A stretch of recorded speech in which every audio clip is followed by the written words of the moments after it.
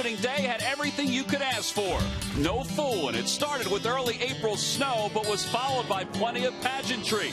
And the pitching matchup lived up to its billing. There was stress in the seats and rally caps where they belong.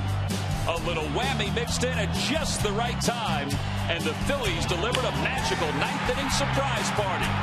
And what's a party without pie? All in game number 1.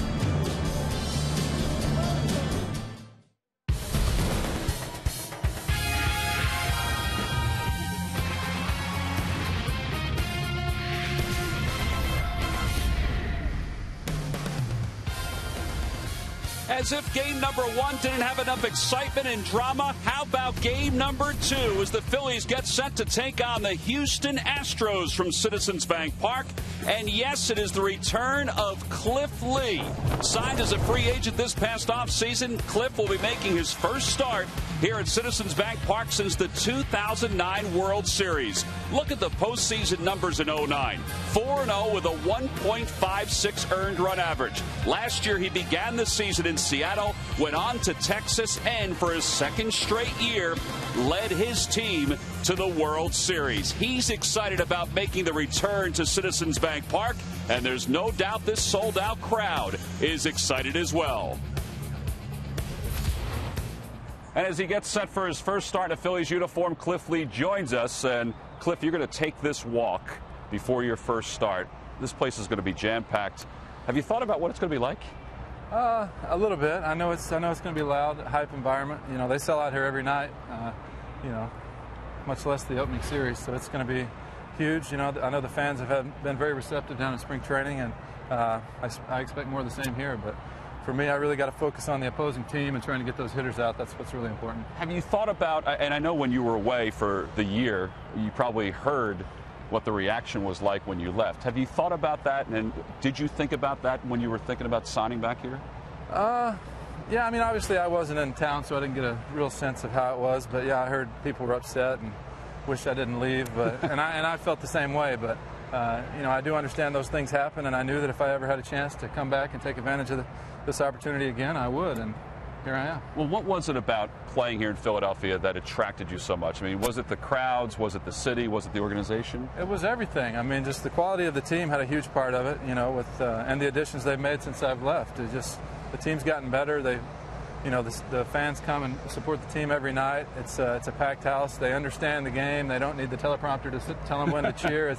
It's knowledgeable fans, and you got to respect that as a player. You know, you talked about the reaction in spring training. I thought it was neat when you were introduced for the first time. That reaction. I mean, could you hear it? Could you sense it? Yeah, I could definitely hear the volume, and that's good. You know, anytime you feel like you're wanted, it kind of gratifies what you do and makes you feel good about yourself. So, but I'm not so caught up into that I'm going to forget about the process that it takes to actually go out there and help the team win. Well, and guys have talked about that. Roy Halladay's talked about that. Even Roy Oswalt's talked about that. The process. I mean, you guys know that on paper this is a really good rotation, but you still have to perform. No doubt. I mean, the potential is off the charts, but you know, we can't rely on that. You know, we rely on our routines and what we do in between starts and our preparation. And you know, if you focus on that, it's easier to go out there and be confident and be successful when you've got a routine that's solid and you've proven to yourself that it works. And that's one thing that you can always rely on. Last question. You've been in the World Series the last 2 years. Obviously, the first time with the Phillies, last year with the Rangers. What is that carrot like as a player? Yeah, every year you want to play in the postseason. I've been fortunate enough to make it to the World Series the past 2 years, and I'm honored and privileged to have that opportunity. And it's what we all play the game for. You know, it's what you go to spring training to do, and that's what you play the season for, is a chance to get to the postseason, much less the World Series. But I definitely want to take it to that next level and get the ring. Well, good luck tonight. Your first start here at Citizens Bank Park. Thank you. It is his first start here at Citizens Bank Park. You remember his first start in a Phillies uniform against the Giants? That was a complete game. That eventually led to the World Series against the Yankees. He led the Phillies to a Game 1 victory. He was so casual about it. You know there'll be some emotion tonight as the Phillies get set to take on the Astros. Cliff Lee's return.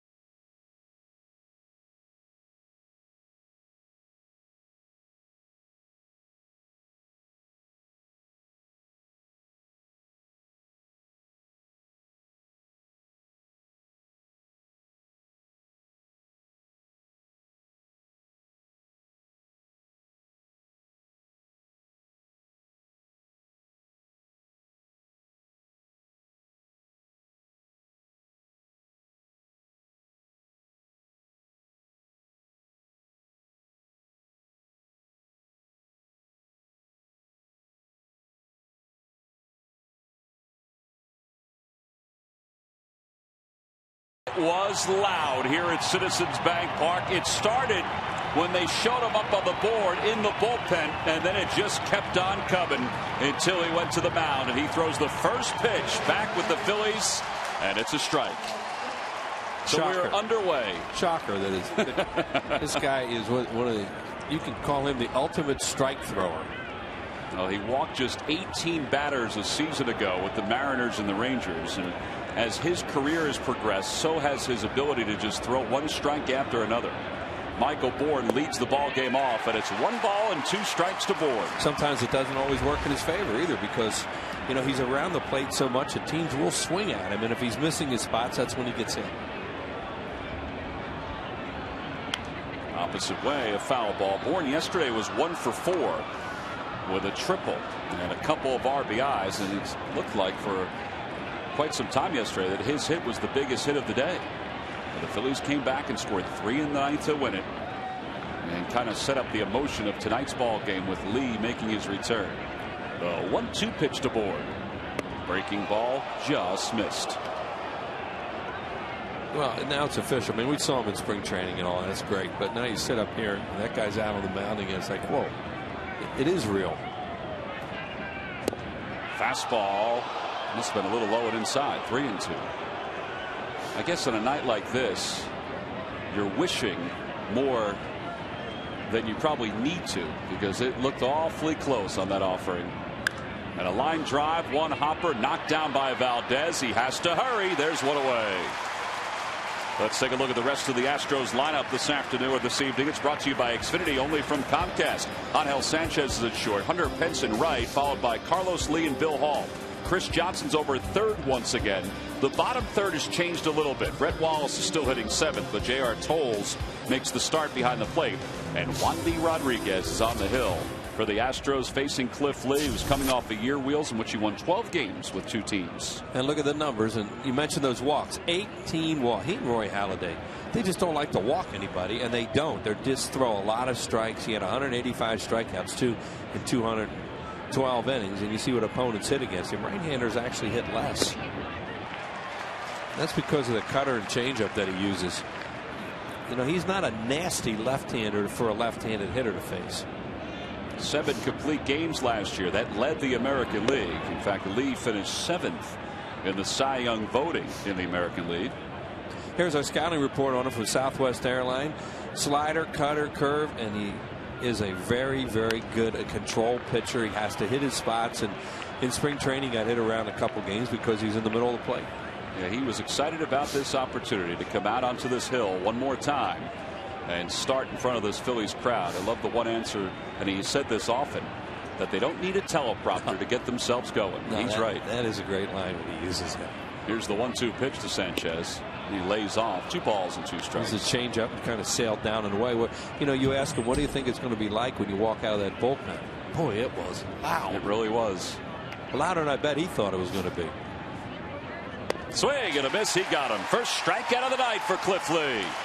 2 outs here in the first. Well, he backed up changeups there. He missed with a changeup, and then he comes back with another one and got Sanchez the fish. Watch talk about a dead fish changeup. There it goes down and away from him. That's why he's so effective against right-handed hitters. He has that real compact delivery. Everything comes out of the same arm slot. And that's the key to being a successful pitcher. You have the weapons that Lee has. Is everything's out of the same slot. Here's Hunter Pence, who was 1 for 4 yesterday at a swing and a miss, and it's 0-1. Well, he's really started to use his changeup. As I mentioned, he backed up changeups to get a strikeout, and he started Pence with one. Last regular season start for Lee in 2009 came against the Astros when he went 5 2/3. His last overall start here at Citizens Bank Park was Game 5 of the World Series against the Yankees. A game which the Phillies won when he went 7+ innings. 1 ball, 1 strike to count to Hunter Pence. And it'll be 1 ball and 2 strikes. Now the umpires for tonight's ball game. Bob Davidson is behind the plate. Over at first base, Hunter Wendelstedt. Brian Knight is at second. And the crew chief, Jerry Lane, is around at third.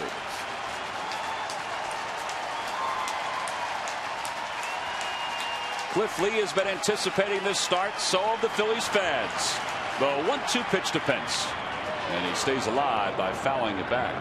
That one got a pretty good piece of his catcher there, Carlos Ruiz. And that's his point about it, as he calls it a teleprompter.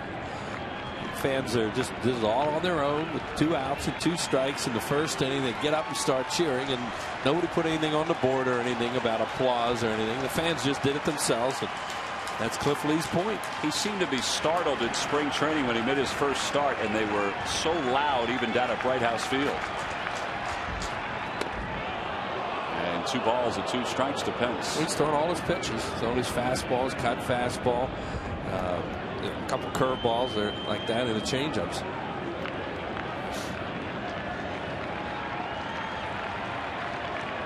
Swing and a miss. He got it with a high fastball. Back-to-back strikeouts for Lee as he trots off the mound here at Citizens Bank Park. 1, 2, 3 go the Astros. Here at the top of the first, a ground out and 2 strikeouts. And the familiar look of Cliff Lee is back here in Philadelphia.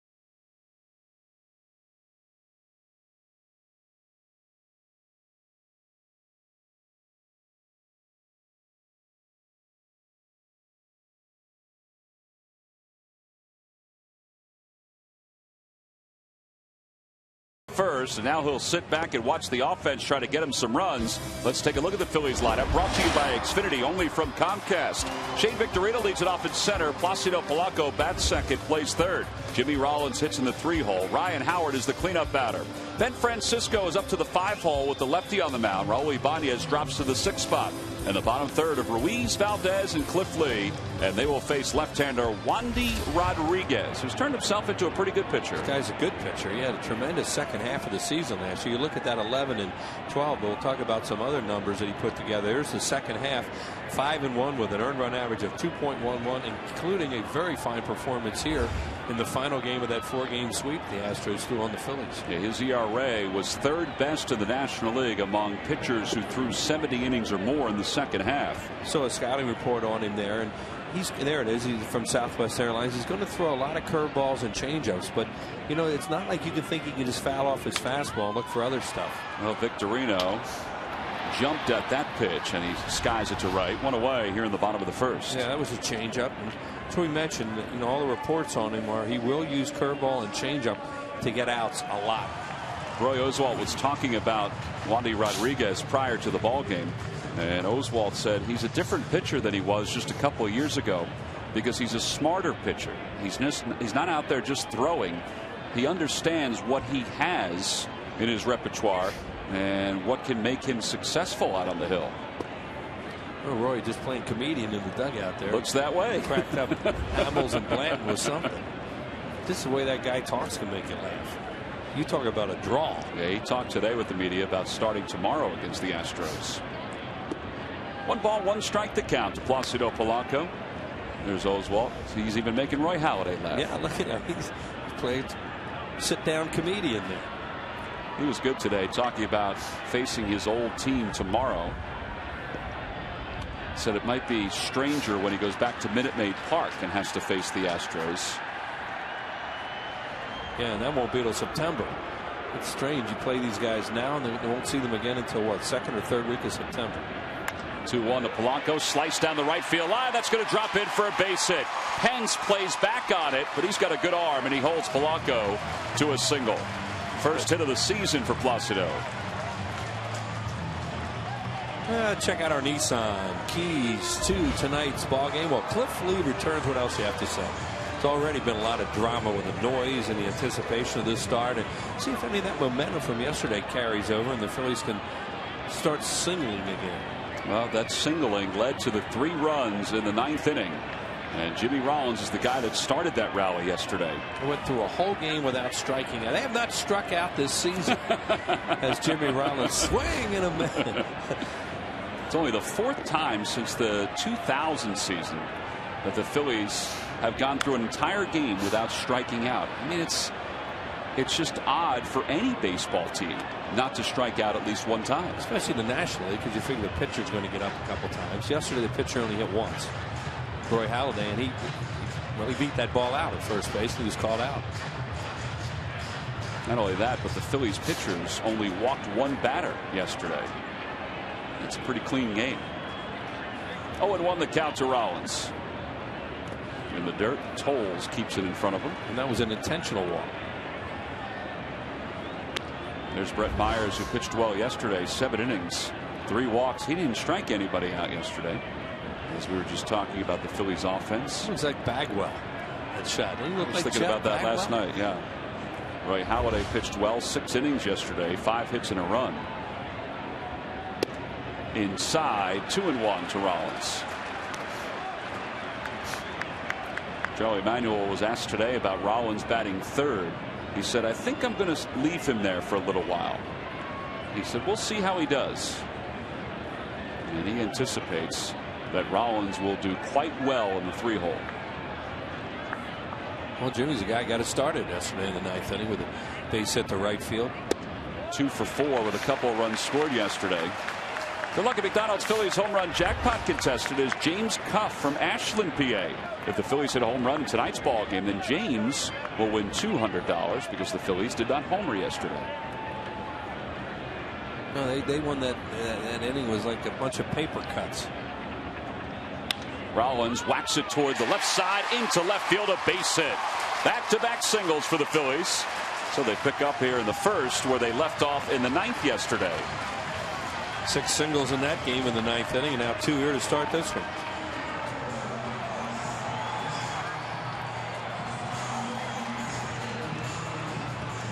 And that'll bring Ryan Howard to the plate.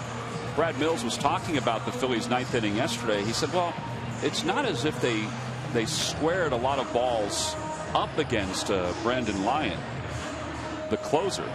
And he's right. Ryan Howard had probably the hardest hit ball in yesterday's game, next to John Mayberry's game-winning single. Yeah, those were the 9th inning. Those were the 2 balls that were hit hard in the 9th inning, but it didn't matter. They were throwing parachutes out there, and everything worked. The key to it was they made contact. So 2 on, 1 out here in the bottom of the 1st. And he pulls that one into right field, a base hit. Polanco's around 3rd. He's going to score. Rollins goes to 3rd, an RBI for Howard. It's his 3rd hit of the season already. Love the way Jimmy Rollins went 1st to 3rd there too. That was one thing they were emphasizing in spring training. Know where the outfielders are, know the situation, 1st to 3rd when you can, and set up another run with a fly ball. Ryan hits this thing right on the screws and hits it hard. He didn't have much to hit it through there with those guys pinched the way they were. And Hunter Pence has to come in, go to his left. Polanco scores easily, but Jimmy Rollins, great base running. And you think, well, why doesn't everybody go 1st to 3rd? It's a lost art in the game anymore. And you win a lot of games if you learn to do that and execute it. Yeah, because now a fly ball could bring home a 2nd run. Right. And when you have this kind of pitching that they have, and you hope they're going to have this year with the starters, give them a little lead to front run with by running the bases properly. Well, yesterday, one of the stats that really stood out for the Phillies, they were 4 for 4 with less than 2 outs and a runner on 3rd. That's pretty productive. Yeah. And you say, here we go again. Now a fly ball gets you 2-0 game. Then Francisco, as we said, slides up to the 5-hole. As J.R. Tolles blocks that pitch. Ibanez hit 5th yesterday against the right-hander, and Francisco getting a chance to hit 5th against the left-hander tonight. 1-0 the count. He hit that one hard, and Juan Samuel, who can dance with the best of them, danced out of the way. During the 2011 season, Turkey Hill will contribute $100 for each Phillies victory and 5 cents for each carton of Phillies Grand Slam ice cream, sold to support the Phillies youth baseball and softball programs. Juan Samuel played a big part in that 9th inning yesterday too. I was kidding him about it. I said, boy, you had him going one bag at a time. He says, I kept saying, somebody hit a gapper. Please. He said, I just don't want to get anybody thrown out here in the first game during a rally. And he said, actually, they're pretty easy decisions. You just stop guys at third the way the balls were hit. Swing and a miss. It's 2-2. So he doesn't give in with a fastball in a fastball count because he likes his curveball and changeup. Wandy Rodriguez was 0-3 in spring training with an ERA over 8. But the Astros said, he usually has rough springs. We're not too worried about it. This past offseason, Brad Arnsberg watched the Astros sign Wandy Rodriguez to a 3-year, $34 million contract. And you see the lowest starters earned run average after June 23rd last year. And Francisco's down looking 2 away. And there's that first strikeout of the season for a Phillies player in a bad spot to get it because a fly ball makes it 2-0. It looked like he threw him a fastball. Oh, yeah. You surprised him. Yeah, and you can't be guessing with 2 strikes, but he sees all that off-speed stuff and thinks that's what he's going to get there, and a fastball right down the middle. Well, now 2 outs for Ibanez. Ibanez was 0 for 4 yesterday. He hit the ball hard a couple times. And he also picked up an RBI in the 7th inning when the Phillies scored a couple of runs, and that turned out to be 2 very important runs that helped lead them to the victory.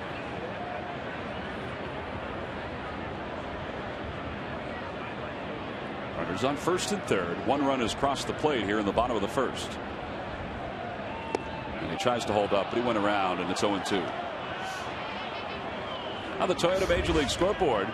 Washington held on and defeated Atlanta 6-3. They had to endure a couple of rain and snow delays. Jason Worth was 3 for 4 with a walk. He doubled once. Hit 2 doubles. Hit 2 doubles. Yeah, that's right. First 2 times up. 2 doubles and a single for Worth. Outside with a fastball. Nationals used Sean Burnett, a left-hander, to close that game.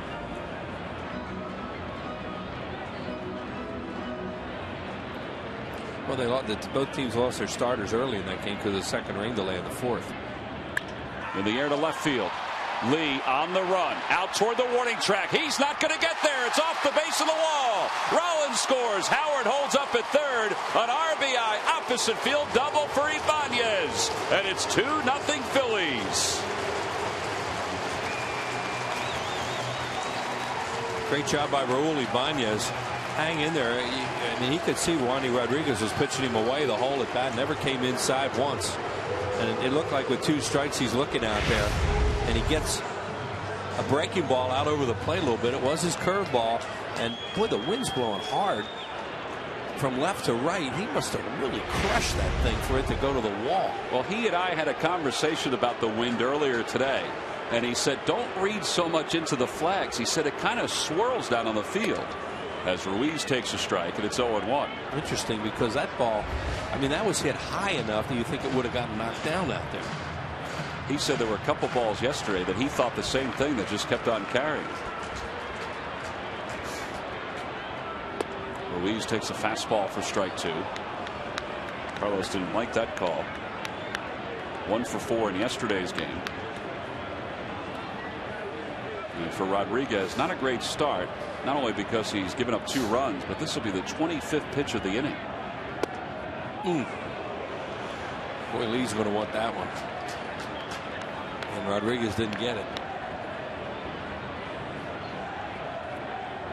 Brad Arnsberg, the pitching coach for the Astros, looking on.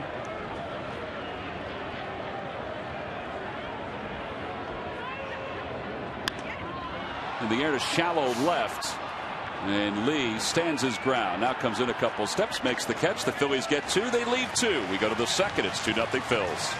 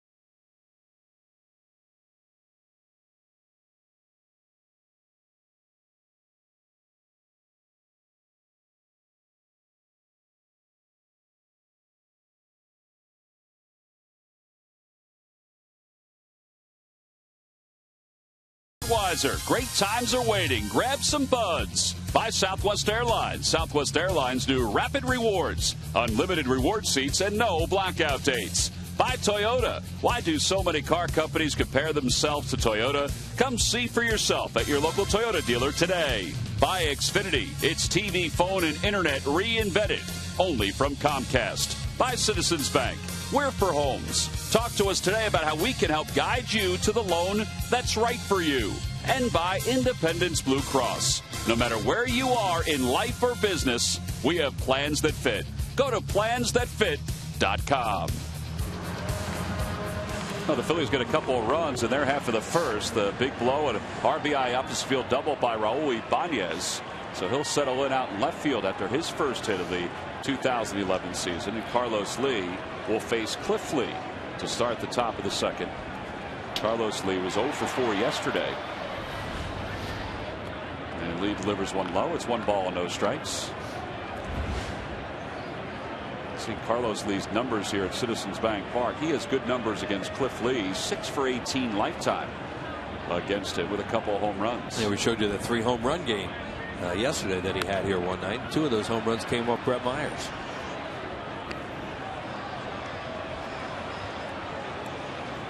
So 1 ball and 1 strike to count to Lee.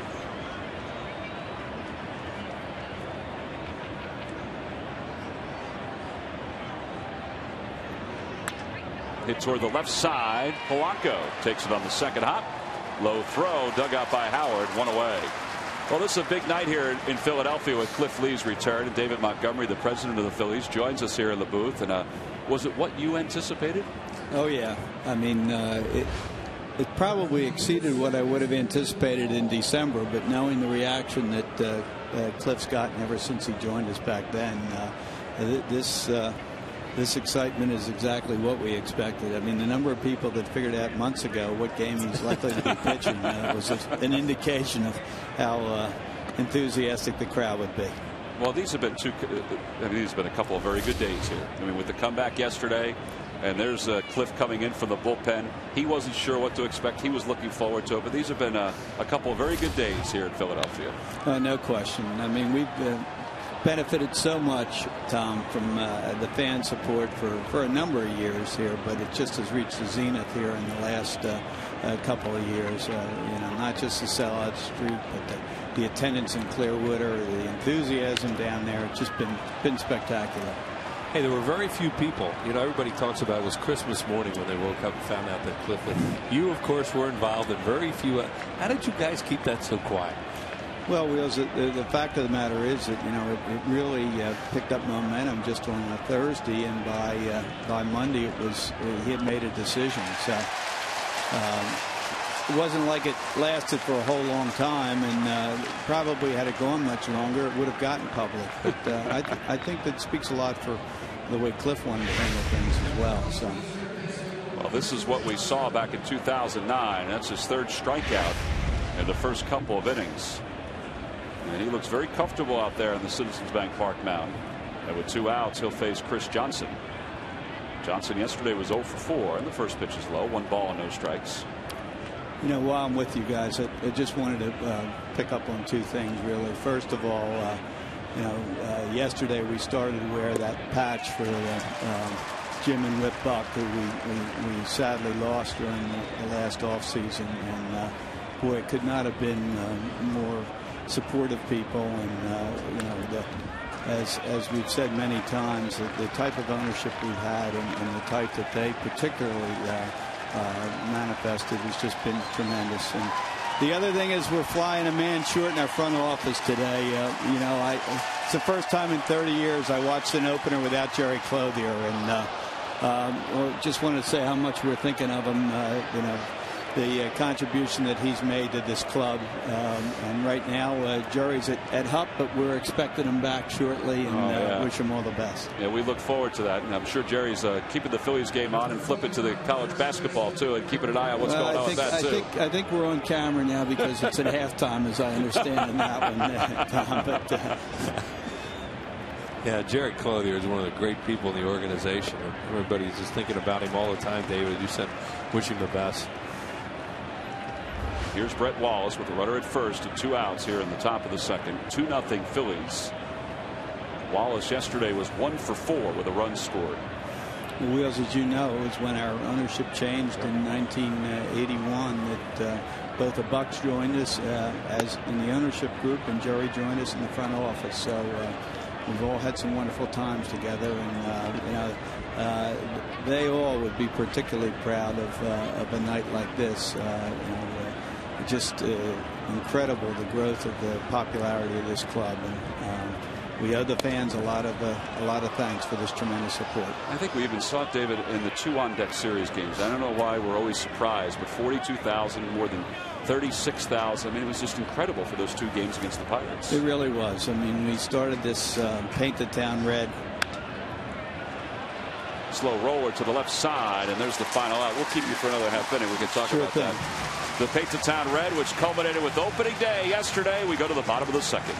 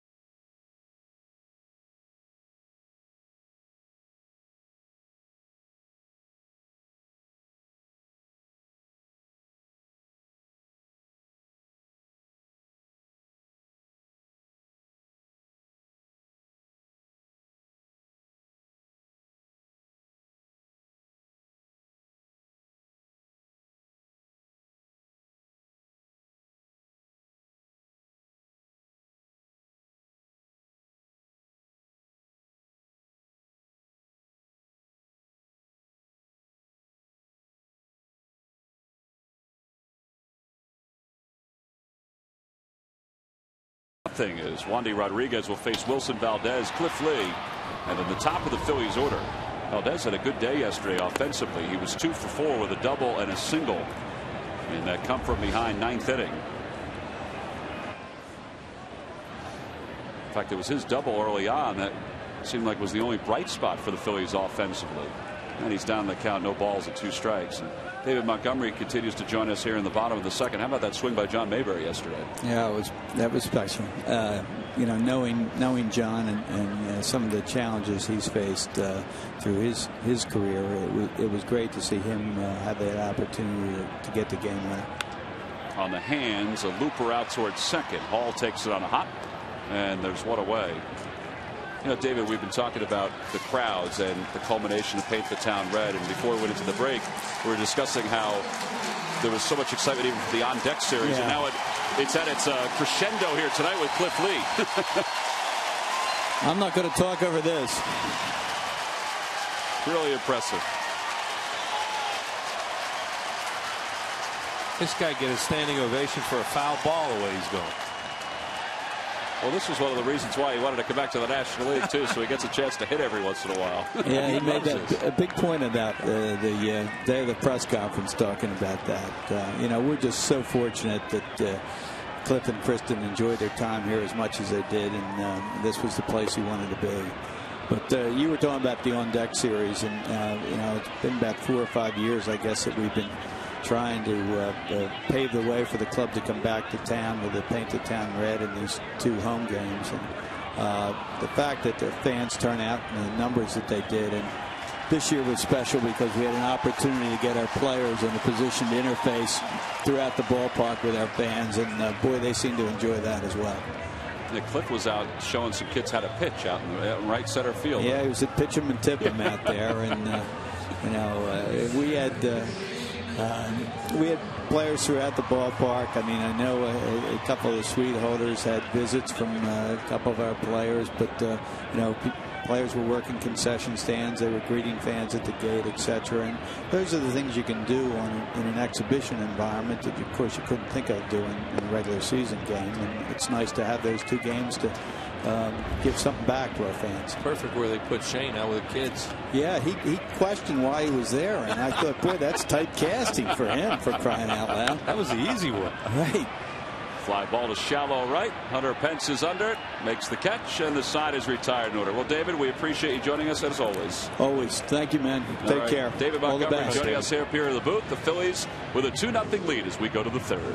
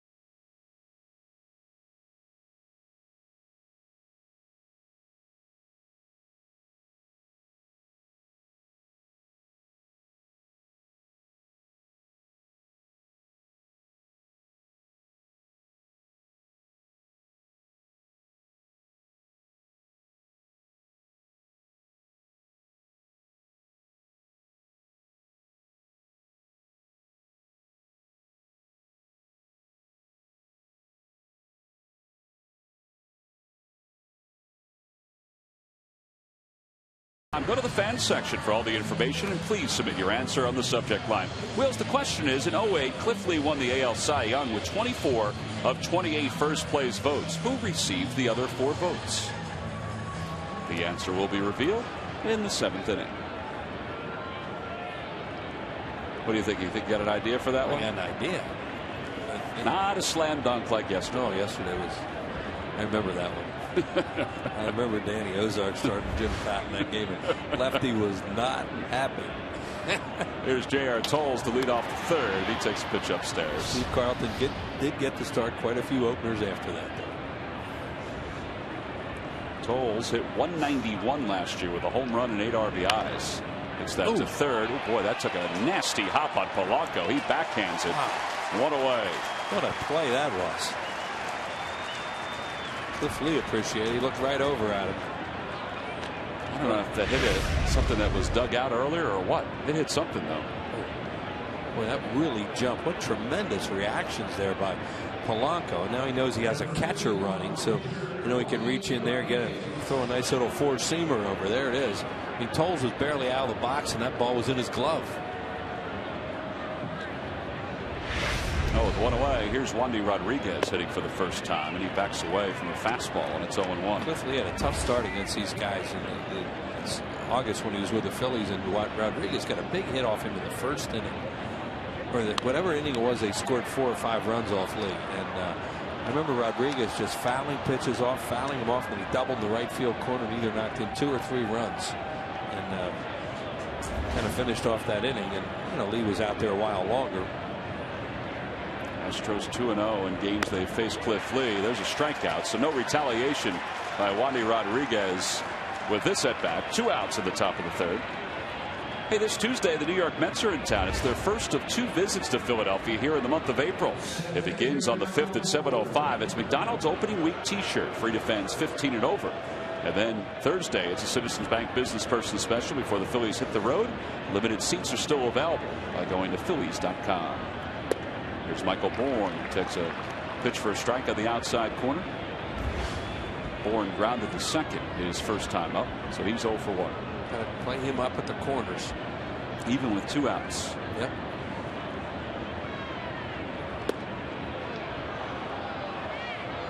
Well, when Lee misses, he just barely misses. And right now he has really good command of his pitches. There you see the infield defense with Brian Howard up and also Polanco up at third because of threat of a bunt. On the hands, a bouncer to first. Fortunately, Howard kept it around his area, and he is able to retire Bourne, and the side is retired in order. Astros go 1, 2, 3 on to the bottom of the third.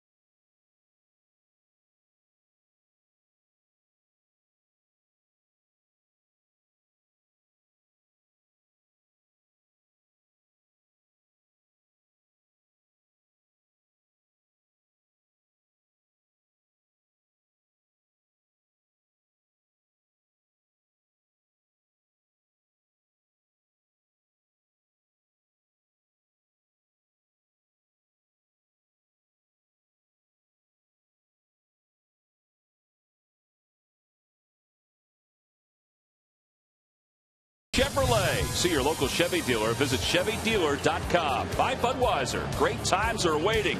Grab some buds and buy Xfinity. It's TV, phone, and internet reinvented only from Comcast. Not a cool night here in Philadelphia. All the excitement surrounding yesterday's win and Cliff Lee's first start back in a Phillies uniform has been fueled also by the 2 runs the Phillies scored in the first. And Placido Polanco, who started that rally, leads off here in the third. He takes a pitch on the inside corner for strike 1. Polanco singled and scored back in the first. Just his 3rd hit in his career against Wandy Rodriguez.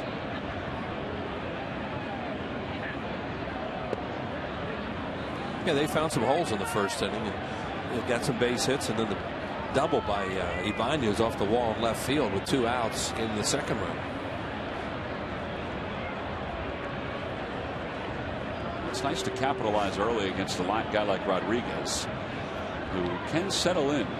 Yeah, and it's really good when you get these kind of pitchers. You starting pitchers a lead to work with. On the hands, fly ball to shallow right. Hall is there. On the Toyota Major League scoreboard, the Marlins have jumped out to a 2-0 lead over the Mets. Logan Morrison, who hit a home run last night, has 2 RBIs already in this one.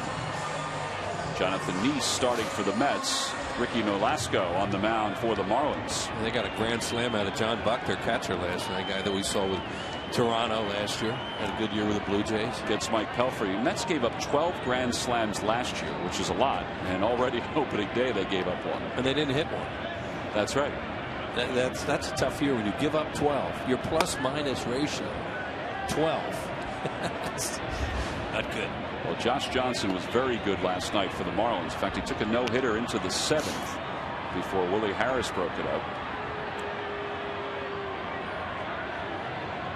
Want to know the count to Rollins, who singled and scored his first time up. And he hits it nearly the same spot, and he has his second hit of the night.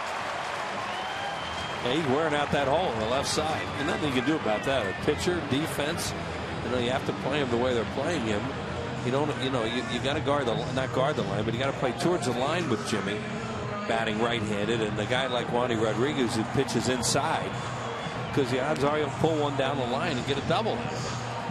Hey fans, next time you want to catch a Phils game, head to StubHub, where you'll find the seats you want and the freedom to choose where you want to sit. StubHub is the official fan-to-fan ticket marketplace of the Phillies. 1 out.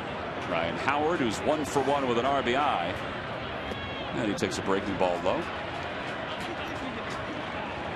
That's one of the things that Ryan hasn't been doing in spring training. It's very early in the season. But stay off that breaking ball out of the strike zone if you can. And especially early in the count like that, because then you get ahead when he misses with it.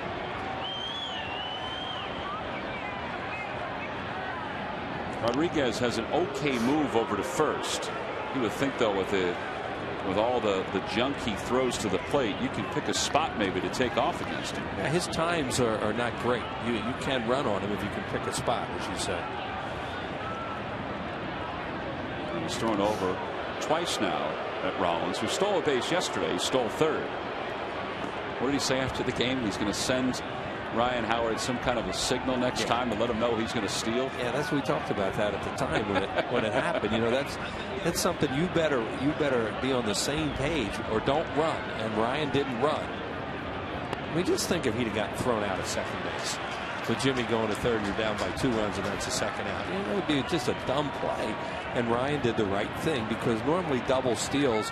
And the other thing you always have to make sure of is that the guy who's going from second to third, he keeps going. Right. And then you're hung out to dry. So that's why you don't see a whole lot of that. Well, those two guys are very good friends, and Rollins enjoyed ribbing Howard about that yesterday. And a breaking ball for a strike. It's 2-1. That's a tip your cap pitch. Get that over 2-0.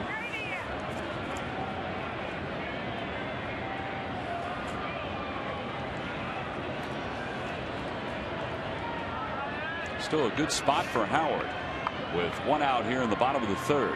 There goes Rollins, and the pitch hit foul. Boy, he had that base stolen. Yeah. Good to see him out there running like he is right now. They're wanting to try and steal the bag. Ryan Howard got that slow hook again. And, he liked what he saw, so he swung at it. But if he took it, he's still 2-2, and he's got Jimmy Rollins in scoring position.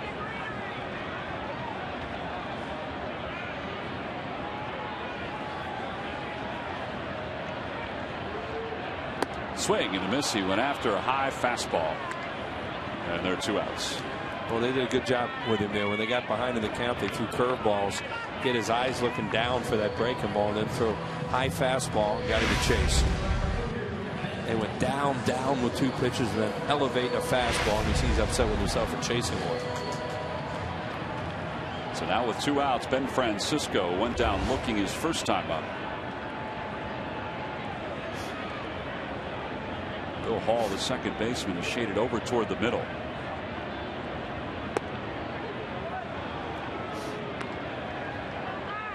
So that leaves a huge hole on the right side. But Francisco isn't the kind of guy who goes the other way. Right. No, he's a pull hitter, especially off a left-handed pitcher.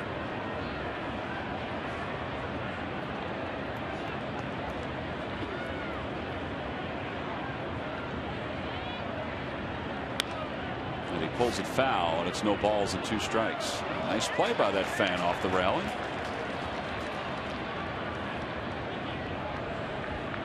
Gets a hug, a kiss on the cheek. My hero. That was a pretty good play. Very good play. That kid plays somewhere or did. Yeah, that glove looks awfully broken in. Well, there's the skill sets involved in that. They just did the same thing with Ben there. They went curveball to get ahead with 2 strikes and then try to elevate the fastball and see if they chase it. He didn't.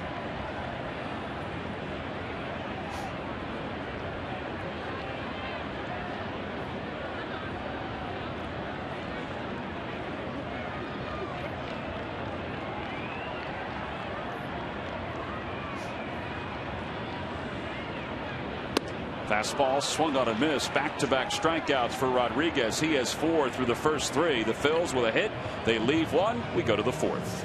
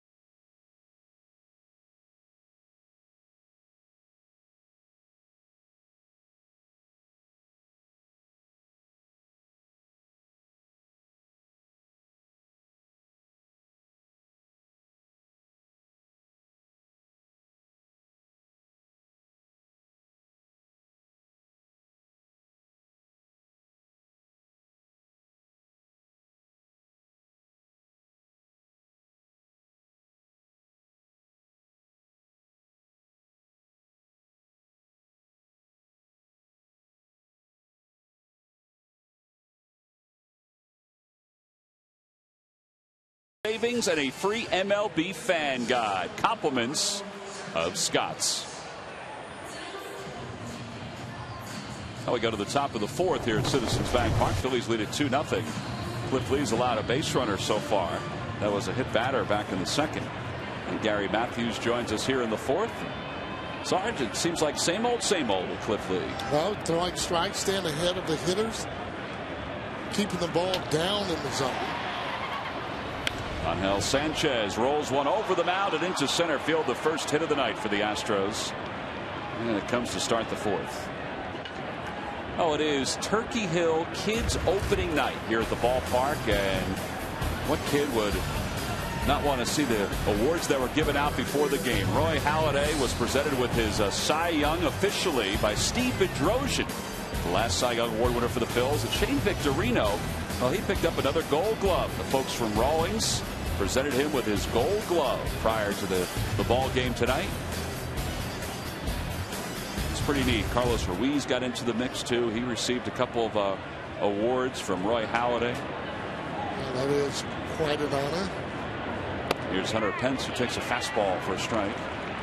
And it's no balls and 1 strike to Pence, who struck out his first time.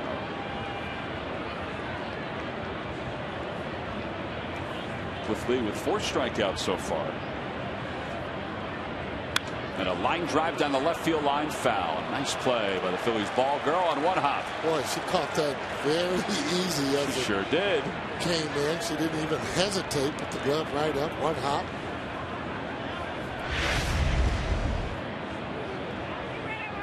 Concentration with the chair and everything. Oh, yeah. Hunter thrills to seeing that technique. Swing and a miss. He got him for the second time tonight. Hunter Pence with a very different pitch is down on strikes. Yeah, he's that type of hitter that once you get ahead of him, he's so aggressive you don't have to throw a strike to him. Boy, what a curveball though, as that ball breaks down and in on him. Now with one out, Carlos Lee, who grounded to the third his first time up, and he takes a fastball way outside. It's 1-0.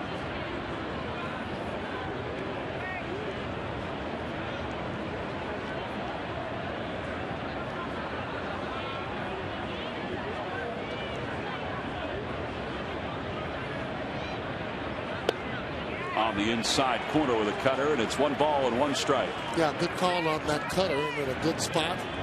Had that ball down. Sarge on the Toyota Major League scoreboard. The Giants finally got some revenge on the Dodgers. Dodgers won the first 2 games of that series. To right center field. That's pretty well hit. Victorino a long run. Francisco as well into the alleyway. They dive. And they get tangled up. The ball is free. Sanchez is being waved home. Valdez's throw to the plate is way offline. And the Astros are on the board. Well, you wonder if Francisco didn't dive and didn't get tangled up with Victorino, if they could have played that cleanly off the wall and maybe held Sanchez at third. I'm not sure. I got to tell you, I thought Victorino had a chance to catch the ball. I did too. If he doesn't dive there, you see Victorino holding up, and that's where you get where, if you see there, that's where he held up, where he couldn't even go at the ball. Neither one of them really. With Francisco diving there, gets him there in the head a little bit, but for me, no chance at all to catch that ball for Francisco for me. And that's where, when you're playing out with the guy out there, you get a chance to know his speed, and you can see Victorino holding up. Let the Gold Glover catch that ball.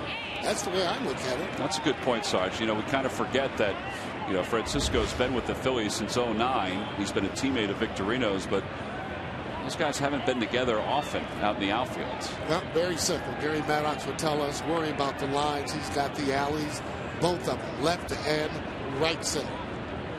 Therefore, when the ball is hit, you know, you're just going over there. I mean, there's times I'd go over there. He'd ask me, hey, what are you doing over here? Didn't I tell you not to come here? Swing and a miss. Overpowered Hall, and it's no balls and 2 strikes. Phillies play the infield back, leading it 2-1 here in the top of the 4th, with a runner at third and 1 away. 50 pitches for Lee, with 1 out here in the 4th.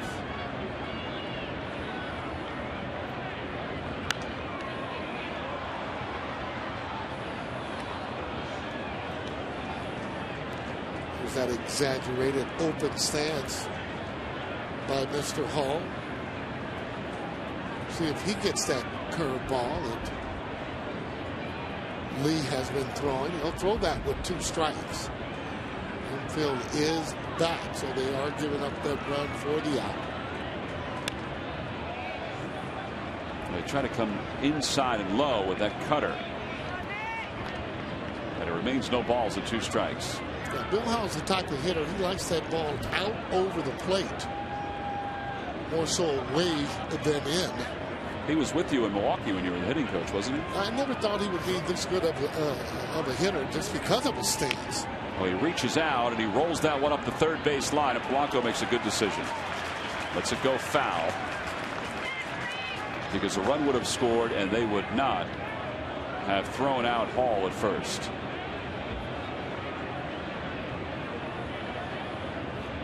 Sarge, it's interesting that you say that you didn't think he'd be this good of a hitter. He was a utility guy that's kind of turned himself into an everyday ball player, but in a different position every single year. Different position, and becomes very valuable because he does have power. Well, he can play third base, play left field. Well, when you can play multiple positions, you do have a chance to stay in the major leagues. The 0-2. Little low, 1 ball and 2 strikes. Valdez is kind of like that, although Hall has more power than Wilson Valdez. But you see from year to year, if you can play more than one position, if a guy goes down, well, there you go. Right. Get in that position. Most important thing for players to get some at bats. Swing and a miss. He got him. That's another thing Bill Hall could do. He can strike out, and he's already struck out twice tonight. That's 6 strikeouts for Cliff Lee. Monday night on the season premiere of Phillies Clubhouse, all 5 starters discuss the enormous expectations for this season. Plus, Jimmy Rollins talks about one of the biggest seasons of his career. Don't miss Phillies Clubhouse, presented by Ransom Cat. Monday night at 6:30 on Comcast Sportsnet. Chris Johnson takes a strike, and it's 0-1. Johnson was hit by a pitch his first time up.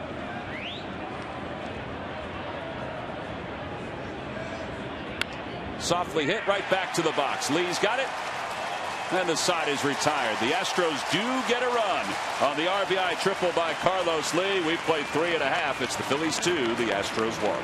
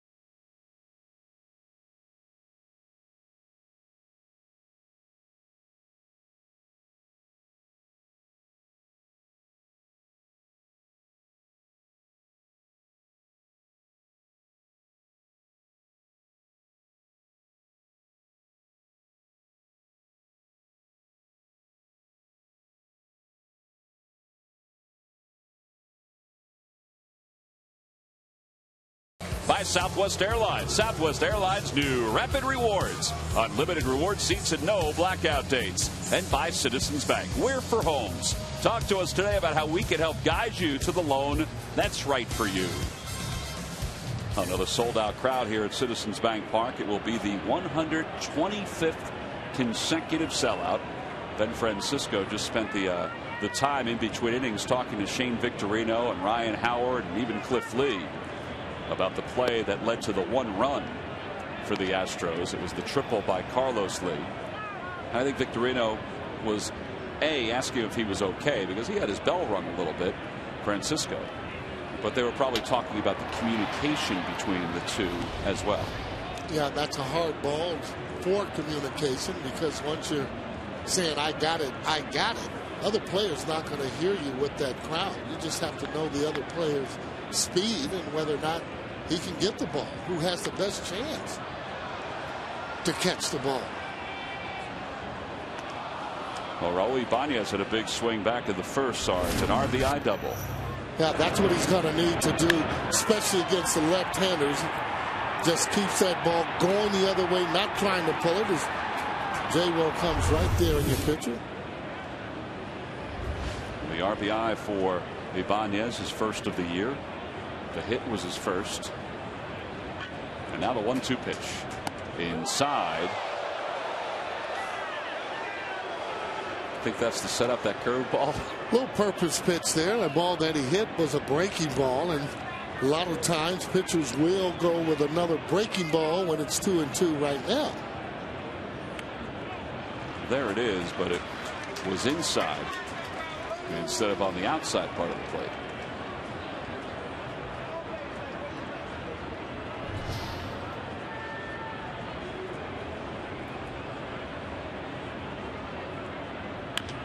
To the right side.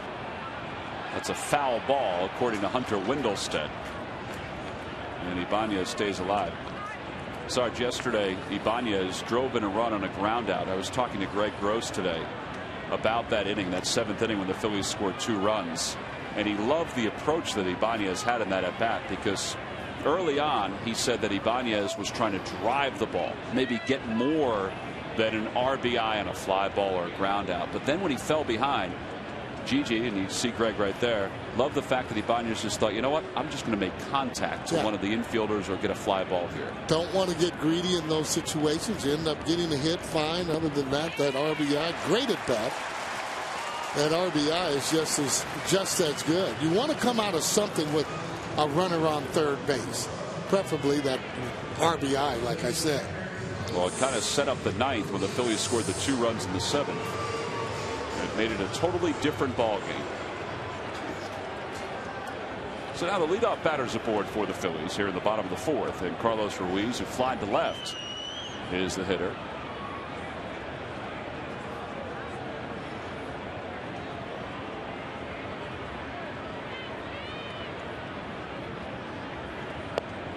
And a fastball at the knees for a strike. It's 0-1.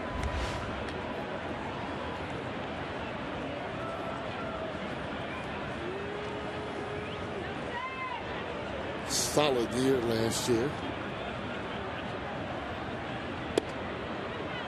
112 hits for Ruiz, and now it's up to him to duplicate it or maybe do it one better.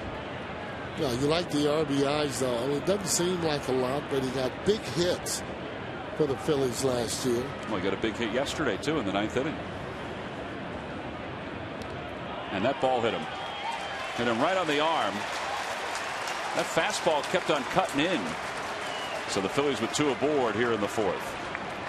Hey, join Major League Baseball and the Major League Baseball Players Association in helping Japan's children in need. Visit unicef.org or text Japan to 864-233 to donate $10. Standard text messaging and transactional fees apply.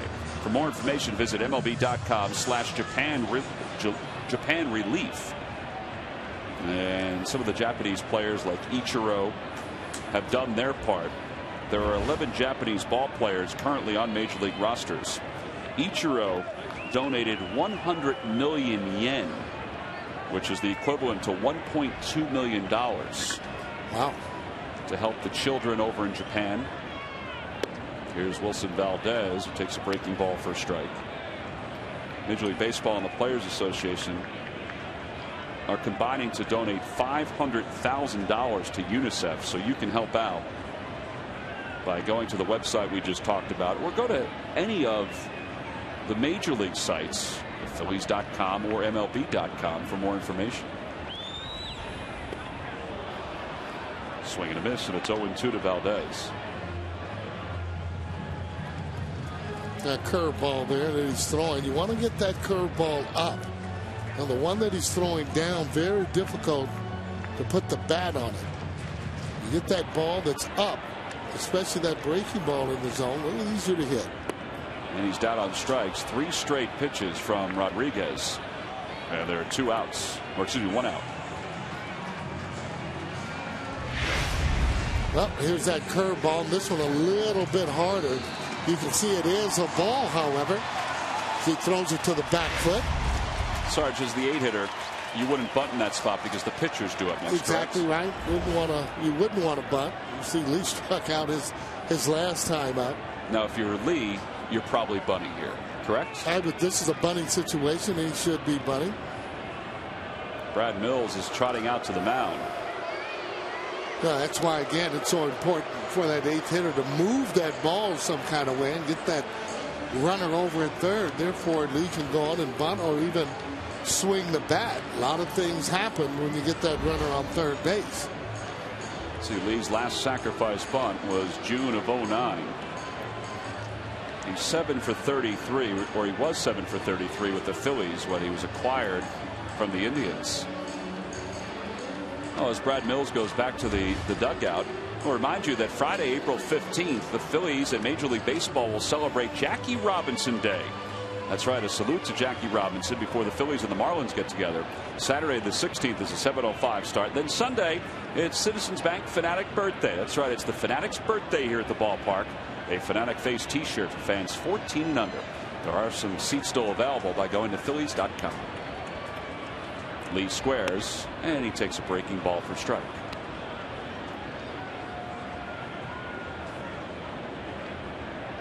He's trying to bunt that ball to the third baseman, making sure he feels the ball. Mind you, that's not a very big lead at second base.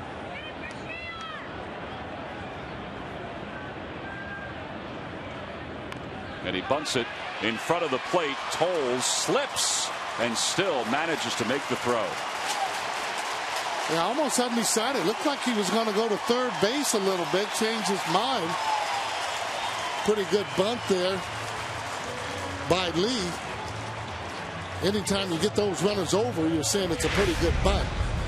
As you can see, kind of deadness right there now. Here's he thinks about going to third, then he just, hey, well, let me go in and get it out. Well, he was able to keep his bearings as he set up to make that throw. So now it's Victorino's turn with 2 in scoring position here in the bottom of the 4th. Phillies up 2-1. Victorino 0 for 2 tonight, 0 for 5 this year.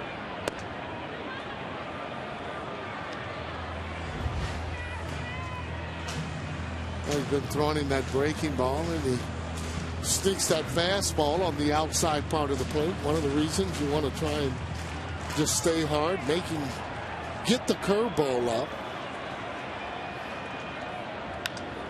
A looper down the right field line. Pence on the run. He's not going to get there. 2 runs are going to score. First hit of the year for Victorino. It's a 2-run single, and the Phillies are up 4-1. That's big.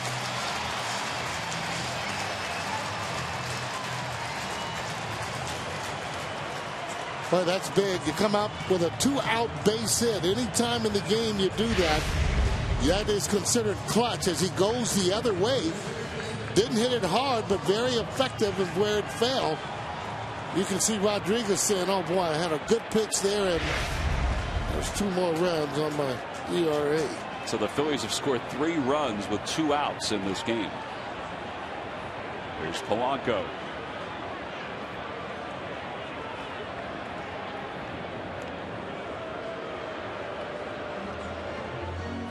Polanco's 1 for 2. You like those pitchers to pay for it when they walk batters or hit batters. Both those guys scored.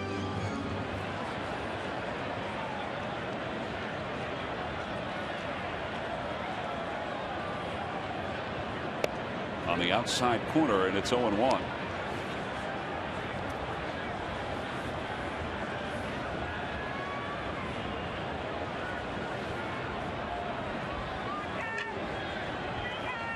See Victorino taking a lead, decent sized lead. Even with the lefty on the mound, it might be a pretty good spot for him to take off. Oh, anytime, especially now. If you can get over to second, you got to go. A roller softly hit towards short. Sanchez surrounds it. Low throw, and everybody's safe.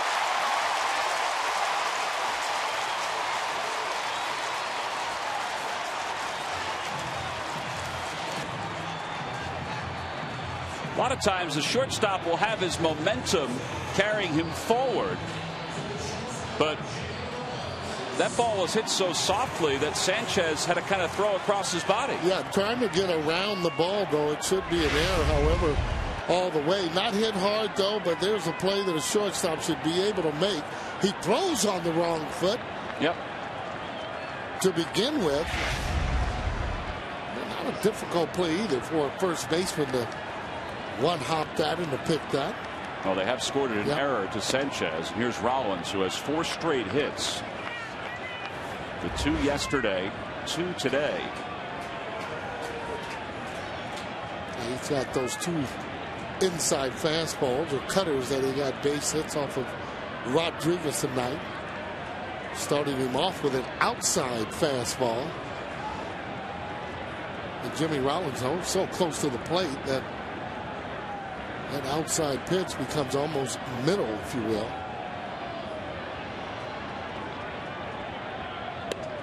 Works it outside again. This one's off the black, and it's 1 ball and 1 strike.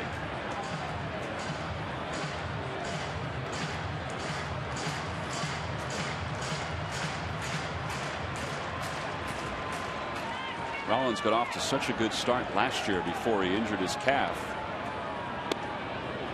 Right before opening day, warming up for opening day here at the ballpark. Phillies began the season on the road against the Nationals and the Astros.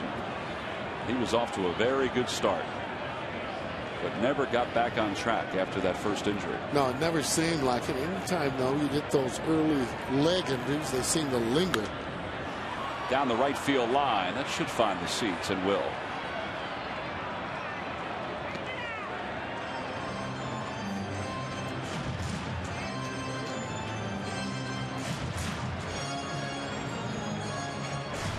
Well, Rodriguez had a long first inning, and now he's having a long 4th inning. Overall, his pitch count is up to 70. He has 23 here in the bottom of the 4th. Yeah, well, he's got a couple of walks there, and then a hit batter, and then you have an error. You can see how he's throwing those extra pitches. 1-2 the count. In the dirt. Guess you got to be on your toes if it's behind the plate when Wandy Rodriguez is on the hill. Yeah, he keeps that breaking down ball down, and he throws the ball hard.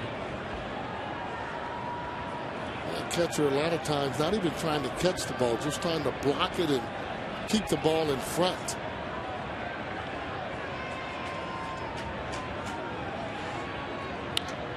In the air to left center field, Michael Bourne comes over into the alleyway. He's under it, and the side is retired. But the Phillies scored 2 runs on 1 hit. The 1 hit, an opposite field looping single by Shane Victorino. That's given Cliff Lee of the Phils a 3-run lead.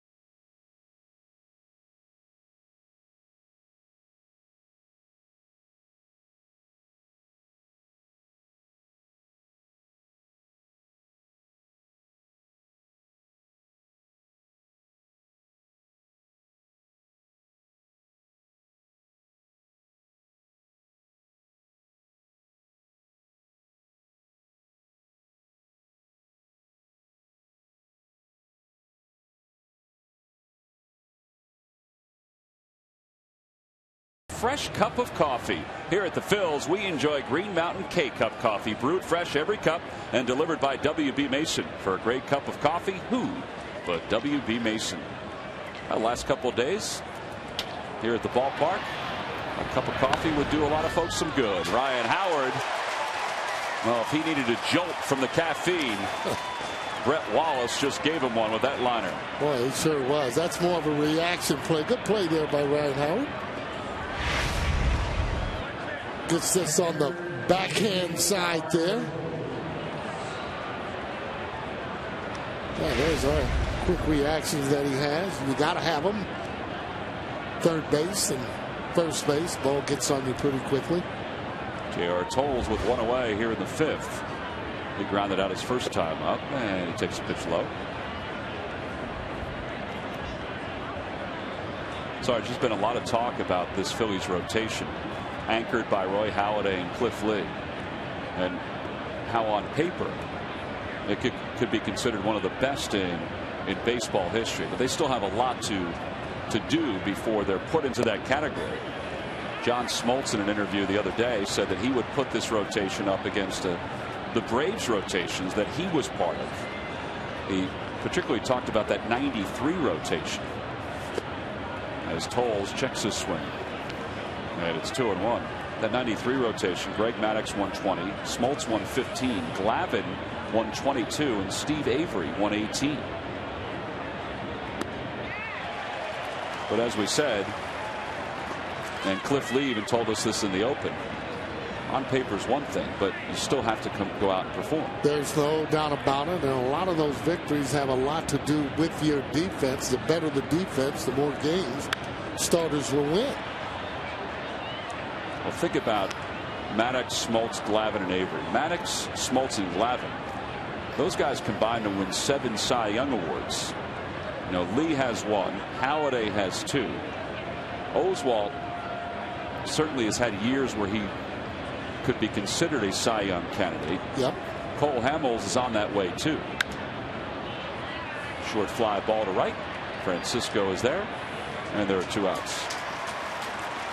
But it is kind of neat, though, Sarge, to think about what these 5 pitchers potentially could do. I mean, just look at all this. Well, you can't beat this kind of a staff, and then when the opposition is looking at this and you think you're going to miss Roy Halladay, then you got to face Lee and Roy Oswalt.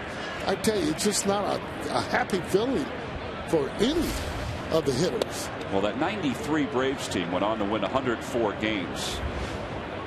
And there have been comparisons between this Phillies team, that 93 Braves team, that starting rotation, and even the 71 Orioles, which they were on a different planet. They had 4 20-game winners. An excellent defense. Rodriguez slices it foul on 1 hop, and it's 1 ball and 2 strikes. Yeah, you have good defense. Pitchers don't have to throw as many pitches. They stay a little bit stronger. Then over the course of the season, they're even stronger because of that defense. You're not throwing to extra hitters. Well, only time will tell what kind of year all 5 will put together. But it's exciting to think about what that map could look like at the end of the year. Well, they're on their way. They stay healthy. You know, and the competition doesn't come with the victories. The competition comes with how many innings, how long you're staying out there. And a called strike 3. Rodriguez has rung up 7 strikeouts for Cliff Lee.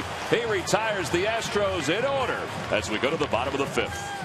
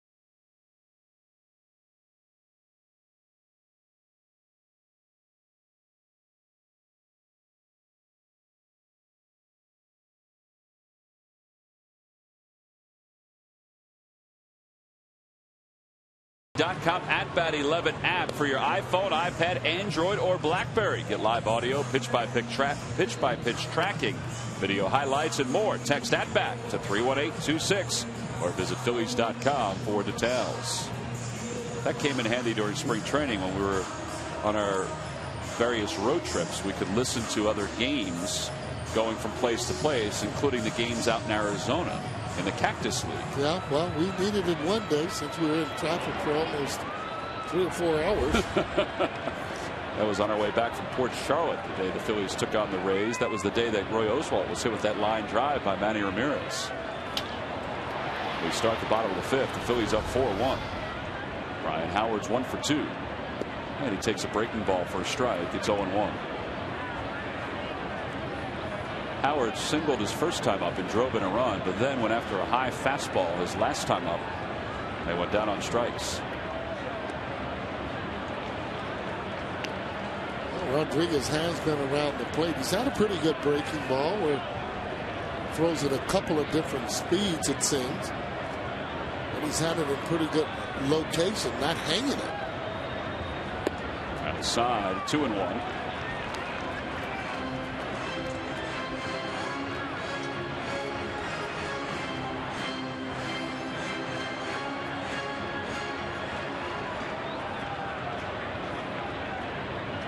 Ryan lines it back toward the middle, and Rodriguez, he ducked out of the way. Ryan Howard's so strong. He was out in front of that ball, but he still hit it pretty well. Oh, boy, I tell you, when you hit those balls up the middle, and obviously you don't want to hit anybody or hurt anybody, that ball to the side of Rodriguez, he's getting down. Notice, though, how Howard not striding at all there. He's using that upper body in those hands as he drove the ball right into center field. Well, that's 4 hits now for Howard in the first 2 games of the season. And that'll bring Ben Francisco to the plate. He's gone down looking and swinging in tonight's game. Got him on a curveball and then got him on a fastball looking. And that was with a runner on third base.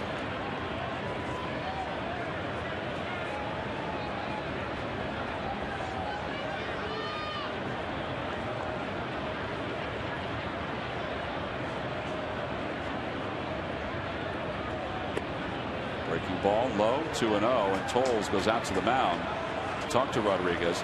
Charlie Manuel was asked today about the combination of Ibanez and Francisco hitting 5th behind Ryan Howard. Ibanez yesterday against the right-hander, Francisco today against the left-hander. And he said, you know what, we'll see what happens. You know, see how it goes, see if one gets hot. And he did say that he might put Ibanez in there against a lefty from time to time if he's swinging a good bat. Wow. Well, I thought you'd use that right-hander just so that maybe Ryan would get better pitches, but Charlie's right. If he's not hot. That ball's to the gap in right center field. Pence and Bourne will just watch it split and go to the wall. Howard's to third. He's being waved home by Samwell. The throw to the plate by Bill Hall on one hop. Not in time as Howard slides in head first.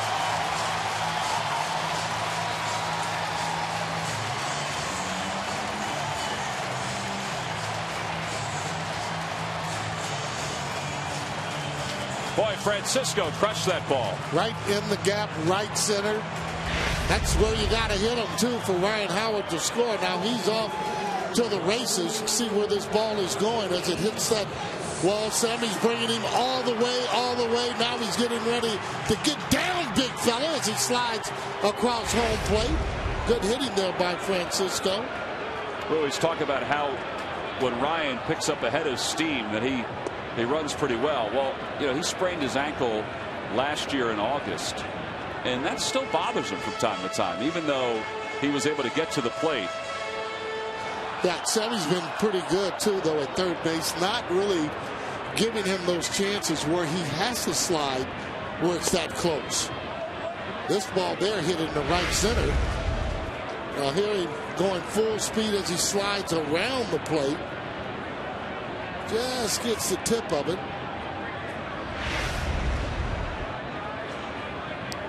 Deep breaths, big man. Boy, you can hear him coming too around that base. Another base hit for Ibanez to right field. Francisco's going to score. An RBI single, and the Phillies are up 6-1.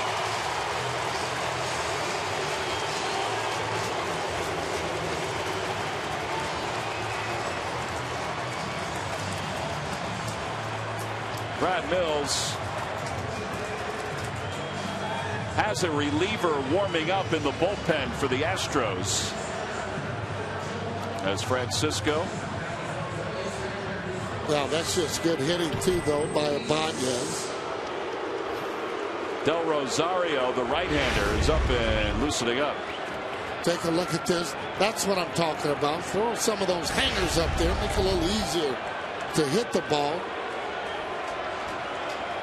Well, that may be the final batter for Wandy Rodriguez, because Brad Mills is coming out to the mound. Del Rosario is ready. Phillies have pounded out 9 hits against the left-hander.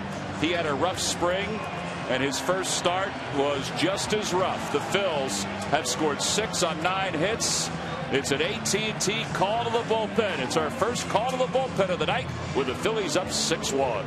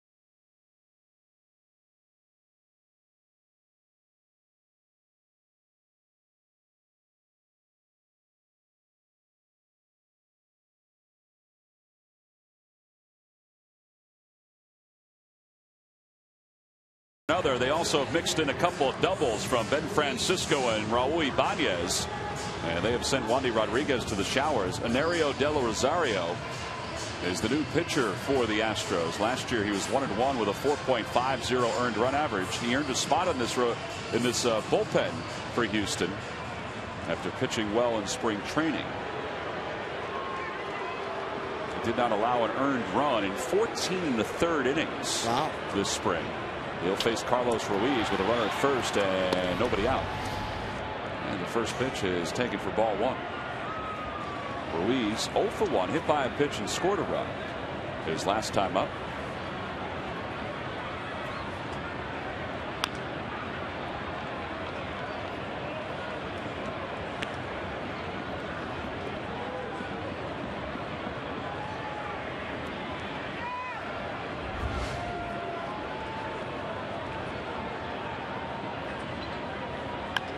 Slowly hit to the left side. They'll get 1 out of this one as long as Johnson makes the throw, and Ruiz is retired as Ibanez goes up to second.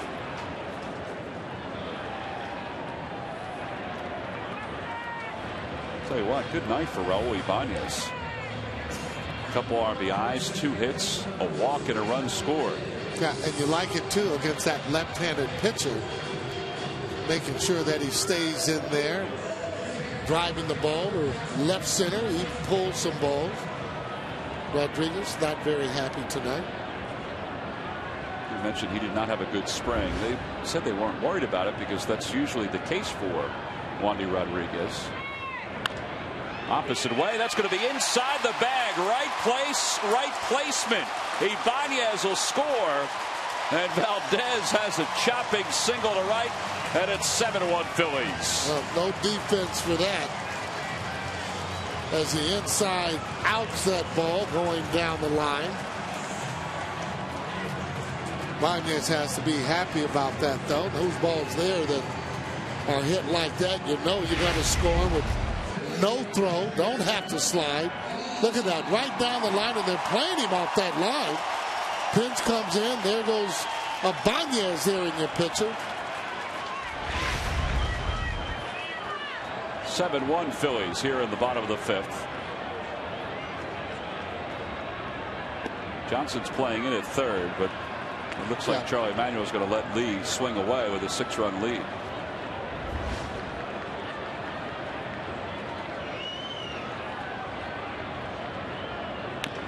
He's not in his sacrifice stance right now, Sergeant. He's in there. He's bearing down, ready to take a hack. A lot of competition, too, with the starters on hits and getting down your sacrifice bunts. They all take pride in that. Roy Halladay, this guy that's taken pride in his hitting since coming over to the National League. Starters took batting practice today with Rich Doobie throwing BP.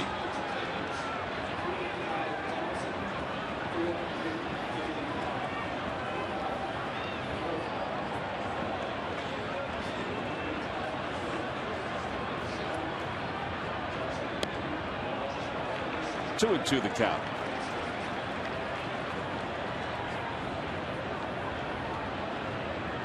John Mayberry's come out in the on-deck circle for the Phillies to bat for Shane Victorino. Up the third base line. It's a swinging bunt. Johnson in time to get Lee. Oh, the reaction by Lee as he came across the bag.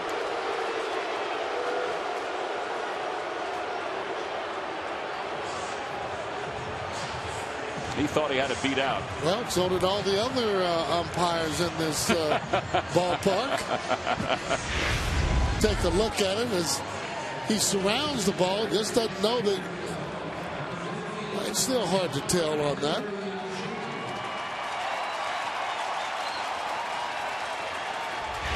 Well, he thought he had himself a hit as he looked back.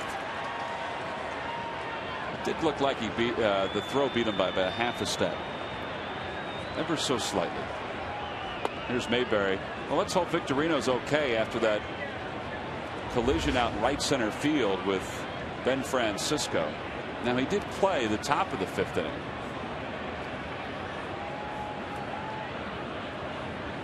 And he also had the RBI single in the 4th. So Mayberry, yesterday's hero, with the RBI single, pinch hit single in the bottom of the 9th inning. Mom and Dad were in the stands getting a chance to see him. That has to be special for Senior to look at his son deliver a game-winning knock. Swing and a miss, and it's 1-2. Those two, that kind of pitch that you just saw him miss, he fouled off yesterday against Brandon Lyon. They were tough sinkers before he finally got the pitch he could drive to center. Yeah, that one pitch where he had 2 strikes on him, that cutter that was down in a way that he almost swung at. He check swing. And he's down on strike. So the side is retired, but the Phillies scored 3 runs on 4 hits. They leave 1. We go to the 6th. The Phillies up by 6.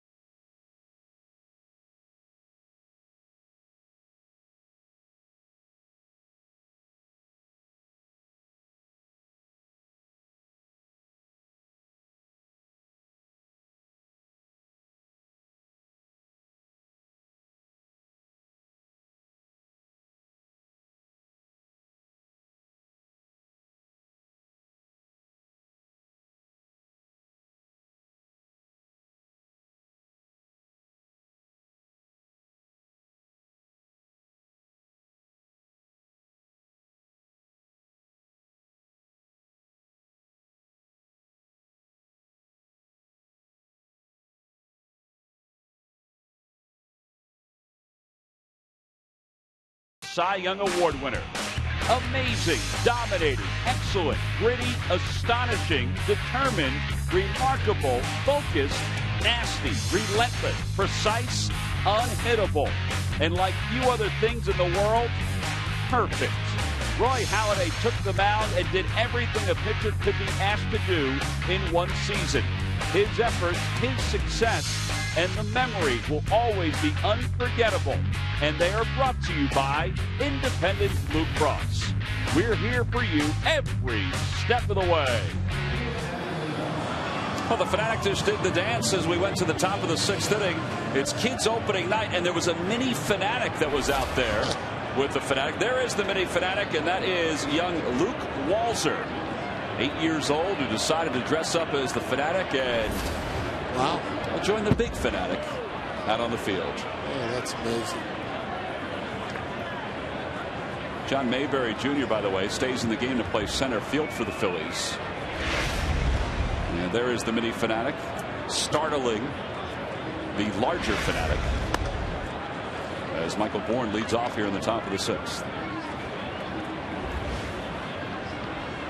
Bourne's 0 for 2. He's grounded out to the right side twice.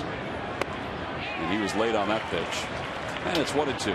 In between swing, and you're right. That tells me that a lot of times hitters will be looking for a different pitch other than that one when you swing kind of just lazy like that.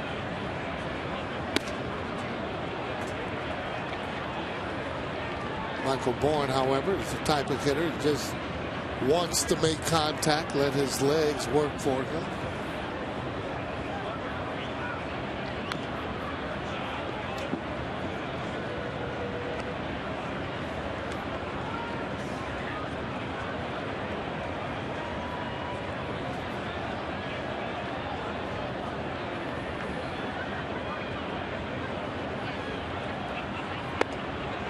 Boy, Bob Davidson flinched a little bit behind the plate on that fastball. Instead of strike 3, it's ball 3. And I think Cliff wanted that. See exactly where this pitch is. See, he came up a little bit.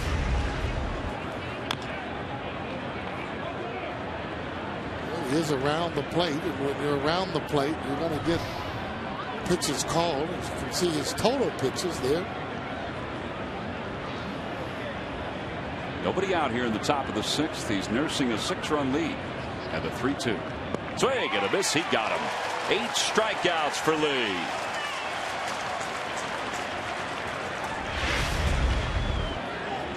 Look at this breaking ball as it gets him out in front on his front foot. Boy, just setting him up after pitches thrown on the inside. Every time the Phillies retire the opposing team 1-2-3, Comcast will make a contribution to Phillies charities. Phillies baseball is brought to you by the Xfinity HD Triple Play, your complete lineup for digital TV, lightning fast internet, and home phone. And Lee has retired the Astros in order 3 different times. 1 ball, 1 strike the count to Angel Sanchez, who's 1 for 2. Now, the thing about the staff, when you're looking at them from the opposition, doesn't get any easier. I mean, it just doesn't get any easier for you with the 5 starters that the Fighting Phils have. And let me tell you, Joe Blanton, Big Joe Blanton, he's not going to be left behind, and he's in tremendous shape. He's going to do his job. There's Cole Hamels. Cole will pitch on Tuesday against the Mets. Joe Blanton on Wednesday. Well, let's think about it, Sarge. When you were with the Giants, that Dodgers rotation was pretty good that you faced in the 70s, wasn't it? Well, they had a few of those little left-handers in there. They had Sutton. So you like that? Oh, yeah. Are you kidding me? Tommy John and the boys over there. Doug Rowell, another left-hander. Good pitch.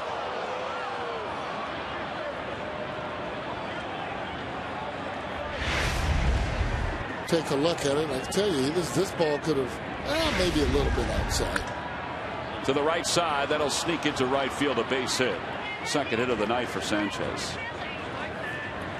Well, I ask you that, Sarge, about the Dodgers rotation, because obviously they got to the postseason often in the 70s. But I wondered, as a hitter, when you're going into a 3-game series and you know that there are 3 bona fide aces that you're going to face, what that does for your psyche. Well, I tell you, let's switch over to Nolan Ryan, J.R. Richard, and maybe Negro. that you have to you go in and fist. And I say that because those are really power pitchers, and one throws harder than the other one, except for Negro, and it's no joke to face him, especially when he has a little sandpaper in the back of his pocket. But the fact is, though, with the knuckleball, very difficult to hit, and those fastballs. Pence out in front. It's no balls and 2 strikes. We just received word that Shane Victorino left tonight's ball game with soreness in his left calf.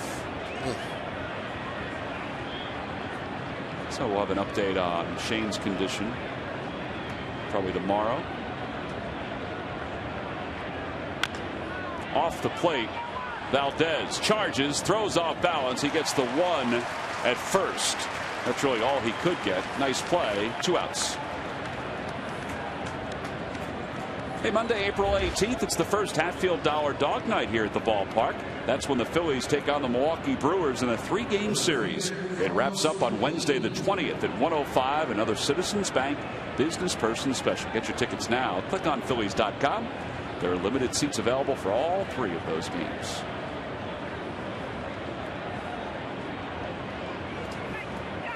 With 2 away, here's Carlos Lee, who tripled home run his last time up.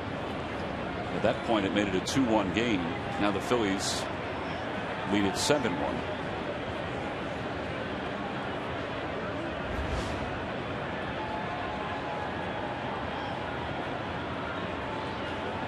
It's an off year there for Mr. Lee, Carlos Lee. 246 their average, but it's a good year for a lot of players. 24 home runs, over 80 ribbies.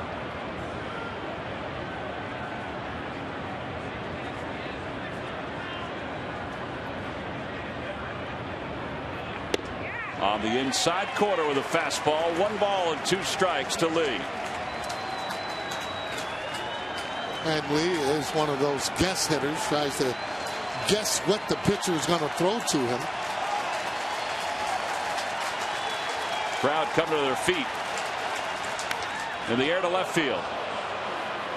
That one is not coming back. A 2-run home run for Carlos Lee. He guessed right. He has all 3 RBIs for the Astros. Looked to be a cutter there, Tom, that didn't cut enough in.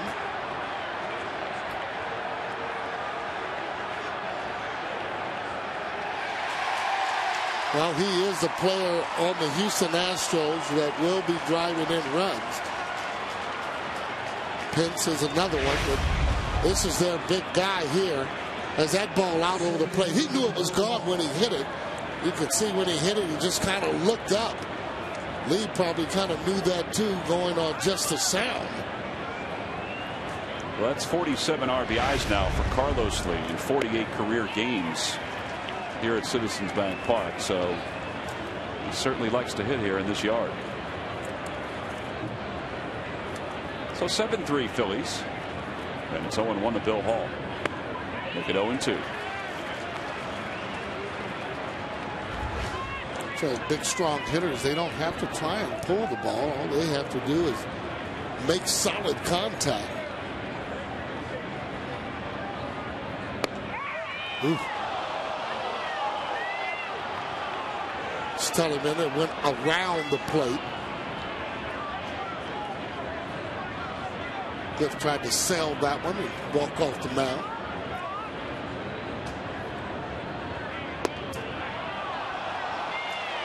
These pitches are awfully close. Yeah. Well, he's thrown 25 pitches in the inning. This is 95 for the game coming here.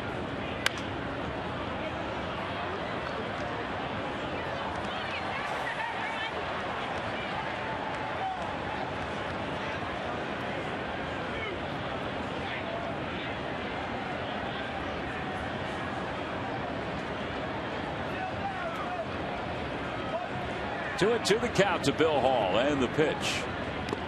And it fouls in and out of the glove of Ruiz. Now that's where he wanted the ball on Carlos Lee. That was a cutter that was in on his hands. He doesn't want to lead the ball out over the middle of the plate. Now look at this ball as it comes in on him.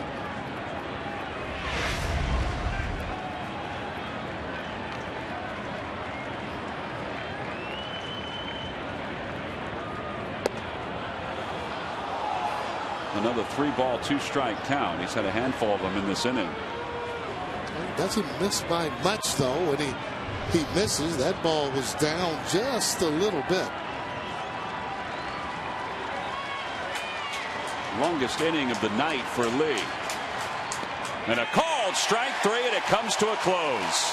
9 strikeouts for Cliff Lee. It took a little work. El Caballo went yard with a 2-run shot. But we come back at the bottom of the 6th. Placido Polanco will lead it off.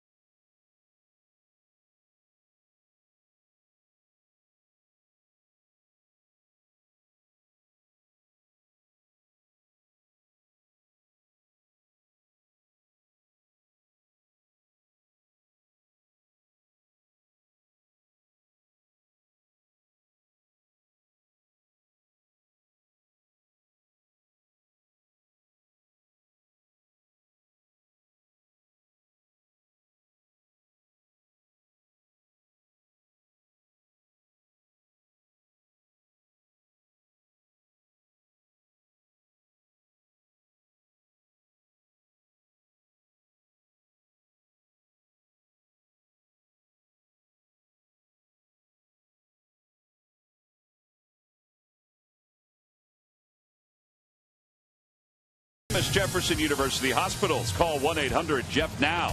By the Quality Plus Ford stores and by McDonald's. I'm loving it.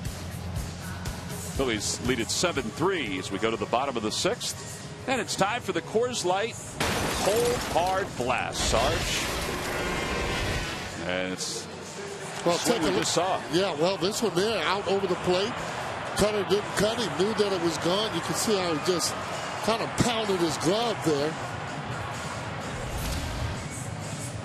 As we go to the bottom of the 6th, the new pitcher for the Astros is right-hander Mark Melanson. And he is on for Del Rosario. He'll face 2, 3, and 4 for the Phillies.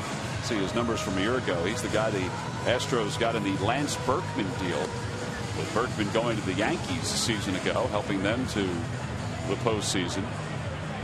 22 strikeouts and 21 in the 3rd.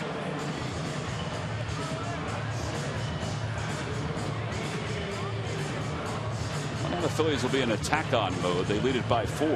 Yeah, you don't want to have a big lead and then let it go. You want to keep playing your game, and you're right, tack on. Keep getting them over, getting them in.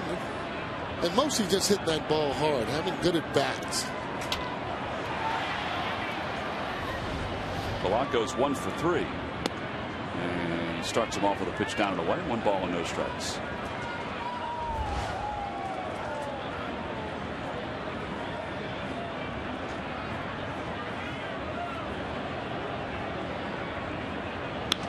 Over toward the left side, a base hit for Polanco, his 2nd hit of the day. Pretty short stroke right there. Yeah, it sure was. Maybe that elbow is fine. I'll tell you, that Chris Johnson there at third base, they've had him diving for balls all night long as this one gets by him too. Short, compact swing there for Polanco.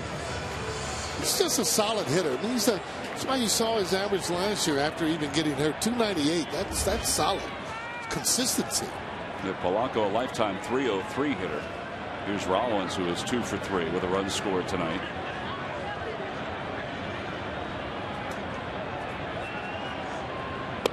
And he takes a fastball for strike 1. Yeah, these are those situations that Pete Rose was so good in after getting 2 early hits. Boy, he'd really fight for that 3rd hit, especially in this kind of a situation. You don't have all those hits that he had without really thinking like that.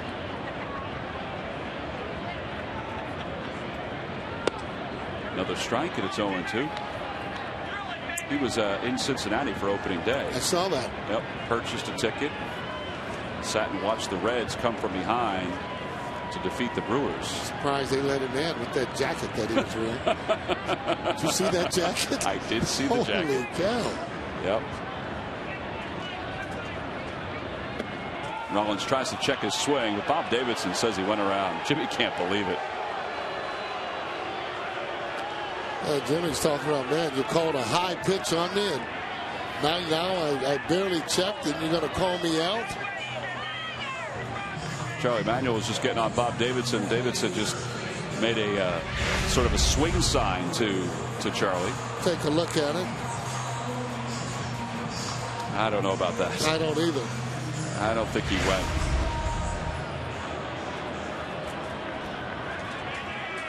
I tell you, every time any of the hitters check swing, they could call it if they want. They could.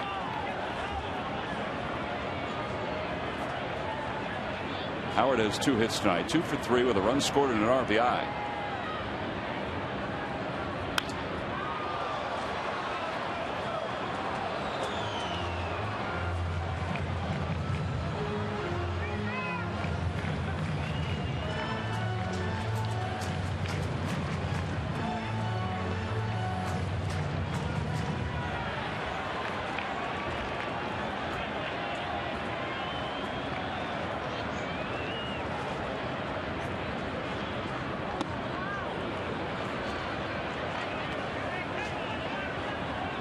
Danny Baez is loosening up in the pen after picking up the victory yesterday.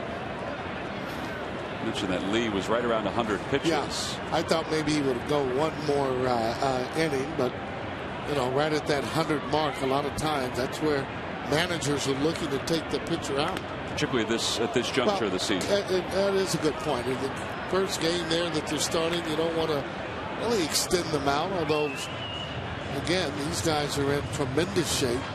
Roy Halladay even said yesterday, you know, he understood why Charlie took him out. He felt strong enough that he could have gone another inning. I'm sure Lee feels the same way.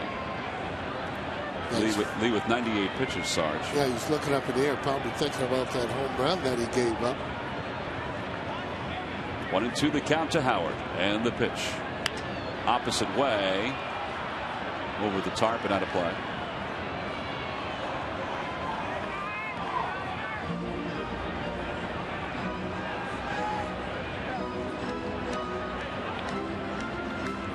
Ryan begins 2011 third all-time in home runs in Phillies history, right behind Del Ennis.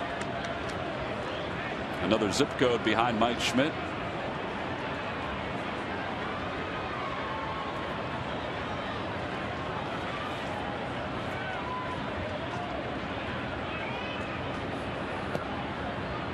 And it's 2 balls and 2 strikes.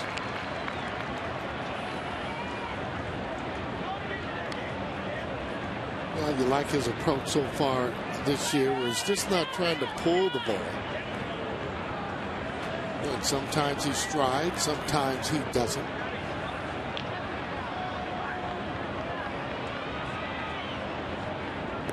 Trying to check his swing, and he went around, says Bob Davidson. Boy, he must have eagle eyes tonight.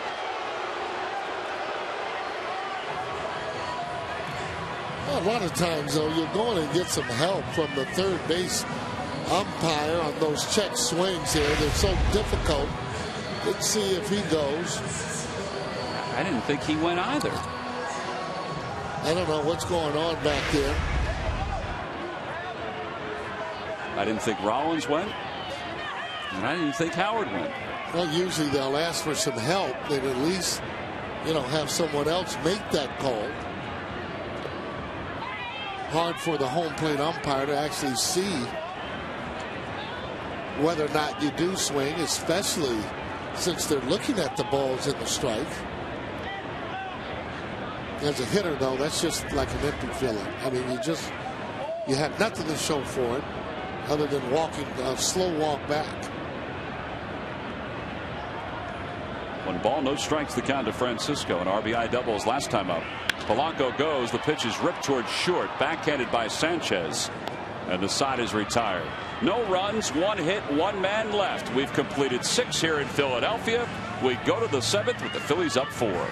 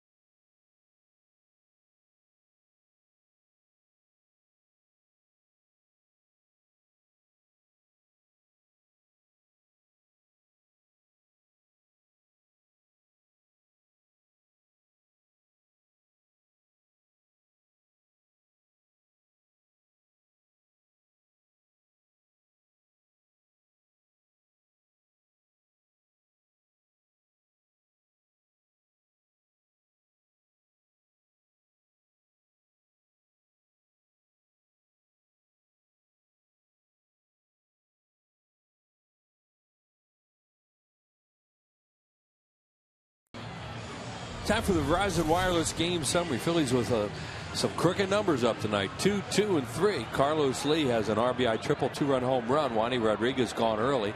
Shane Victorino, Raul Ibanez with a couple runs batted in. And Cliff Lee will start the 7th inning. He'll start the 7th inning with 98 pitches as he'll face Chris Johnson, Brett Wallace, J.R. Tolles. And Johnson breaks his bat. The bat went out to third. The ball went into the seats over the first base side. We saw a lot of that yesterday with Roy Halladay on the mound. Even Brett Myers broke a few bats, and Brendan Lyon did too. But Halladay broke his share during his outing yesterday. Well, that's what those two guys do, because these pitchers have such great movement, Tom. And they come in on a lot of hitters, and they go break bats in there. Here's the 0-1 pitch to Johnson. A little low, 1 ball and 1 strike.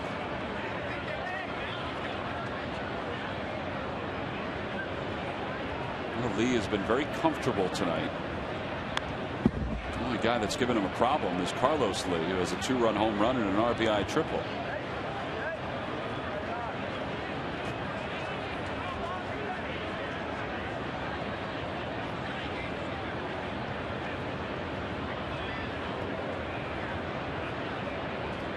On the outside corner, called strike 3. That's strikeout number 10 for Lee. 1 out here in the 7th. When you see the way he's approaching this, he really wants to get through 7 innings here. He throws a cutter there on the outside corner, a little backdoor job after coming inside, throws that pitch, just freezes young hitter Johnson. You see him just kind of look out like, what am I going to do with that thing? Well, that's his 10th career double-digit strikeout performance. And he fires a strike to Brett Wallace, and it's 0-1.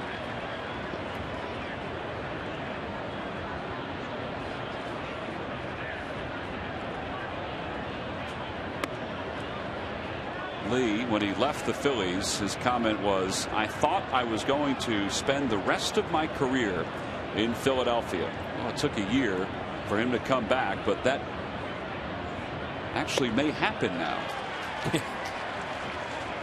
This is the first of a 5-year deal that could vest to a 6th season. And Ruben Amaro Jr., who did such a great job. Scott Profrock, who is sitting below in the red jacket, he was also a big part of the negotiations. And a swing and a miss. That's 11 strikeouts for Cliff Lee. It's another reason why he has so many pitches here tonight. All these strikeouts. A lot of times he'll get outs early in the count. But tonight he's running a lot of 3-2s and deep counts and getting strikeouts. Hey, Sunday night, Andy Reid sits down with Derek Gunn for a candid conversation about the future of Kevin Cobb, why he trusts Michael Vick, and how he really feels about press conferences. Don't miss this exclusive one-on-one Sunday night at 10 on Sports Night, only on Comcast Sportsnet. J.R. Tolles takes a strike. It's 0-1.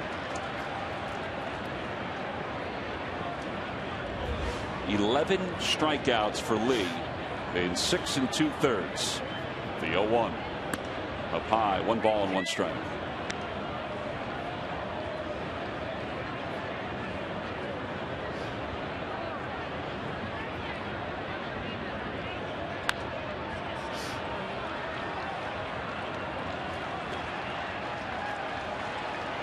Baez and Bastardo warming in the pen. Bastardo just started at the beginning of this inning. Baez has been throwing. Phillies lead it 7-3. Rodriguez is up for the Astros with Jason Michaels on deck. The 1-2 pitch. Little low.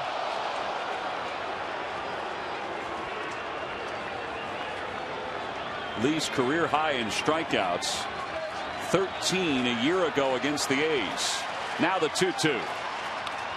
Roll to third. To one knee, Polanco. Plenty of time across the diamond. And Cliff Lee has a 1-2-3 7th inning. 2 strikeouts and a ground out. It's the same way he began the game. Dealing tonight with 11 Ks. That's right. The return of Cliff Lee is going just fine.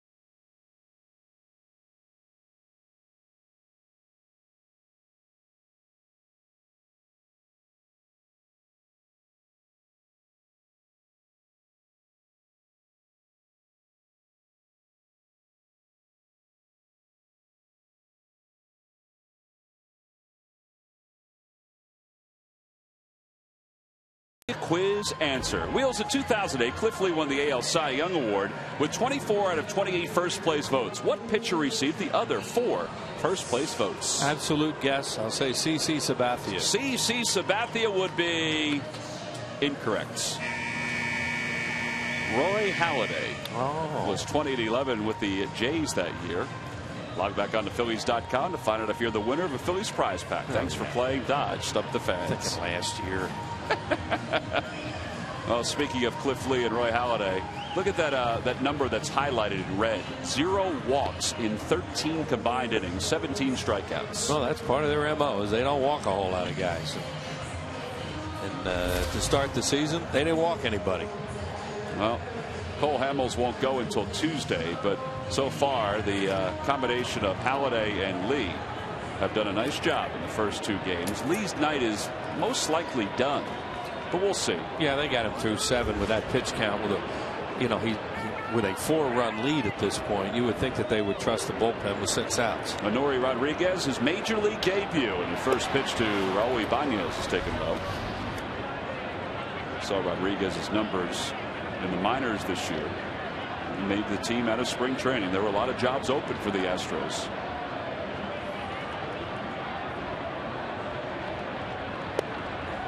Well, Brad Mills knows he has a lot of youth out in that bullpen. Talking to him this afternoon, he was saying, I've got some arms out there. I got some guys that can throw hard. But as you just pointed out, many of them don't have a whole lot of experience. That was that situation yesterday where you hear people say, well, why don't you get Lyon out of there? And he goes, well, who's he going to use? You know, he's got an experienced closer out there who just happens to be giving up hits and is getting away. But, you know, he didn't really have somebody that, you know, that he trusted more.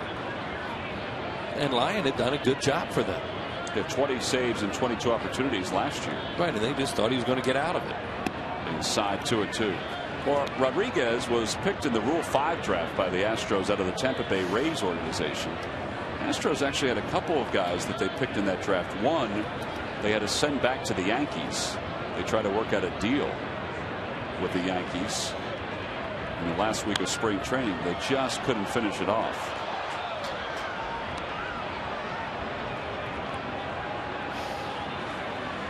So Brad Mills is going to try to get Rodriguez through this year, and he's got a good arm. Yesterday, Brett Myers went 7 and gave way to the bullpen. With the Astros up 4-2. Brett always like to sit next to the managers. You know, if you need somebody to pinch hit, I'm your guy. Yeah. Brett did a nice job yesterday. Yes, he did. He did a very good job yesterday. Astros have 3 former Phils in their rotation. And we're not going to see the other 2 this series. We thought we'd see Jay Happ tomorrow, but apparently they have decided to push him to Tuesday. Yeah, he and Brad Mills had a little talk this afternoon, and Jay Happ really wanted to pitch here tomorrow afternoon, but you know, he has a little bit of problem with his side, and they decided the rest would be good for him, and he has Bud Norris, so he's going to use him tomorrow, right-hander. 2-2 the count to Ibanez. Inside 3-2. So Nelson Figueroa down there today, another one of the ex-Phillies. At the clubhouse, you walk in there, you know half of them. Yeah, there are 5 former Phillies on that team. Jason Michaels, who you mentioned, there's Nelson. Outside, ball 4. Ibanez walks for the second time. Well, these lucky fans not only get a chance to see Cliff Lee pitch tonight, but they are also today's Citizens 7. They will each receive a prize pack courtesy of Citizens Bank. Citizens Bank with the most 7-day branches in the Philadelphia area. To find a branch near you, visit citizensbank.com. Ruiz 0 for 2 with a run scored. He was hit by a pitch back in the 4th. 7-3 Phillies here in the bottom of the 7th.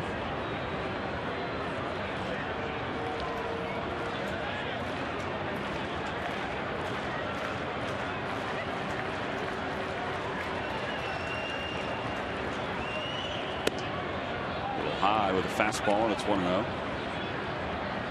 You know, Wills, you mentioned Nelson Rodriguez a moment ago. Or Nelson Figueroa. Yeah. I didn't realize that yesterday was his first time on a major league roster for an opening day. Yeah, because it seems like he's been around so long. Yeah. He would have opened the season with somebody. He's been designated for assignment, he said, a couple of different times right before an opening day. Yeah, you can see that happening in one of the final cuts. Well, congratulations. He's a good guy. You know, and he's fit in there with their buddy. He did a good job when he was here the last time. You know, they use him in long relief and spot start. 1-1 the count to Ruiz. Outside and high, 2-1.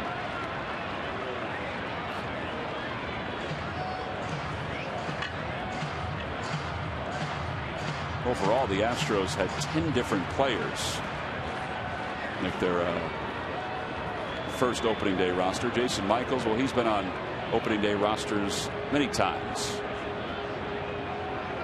Time marches on, talking to him before the game tonight, and realize he has 2 children now. It just seemed like he was a kid in camp. Just one of those young guys from Miami that, you know, was trying to make the big league club. And he's had a nice career. This is 11th season. 11 seasons, yeah. He and Burrow came up right around the same time. Pat Burrow, they played together in Miami. 2-2 pitch. Just off the outside corner. It's full.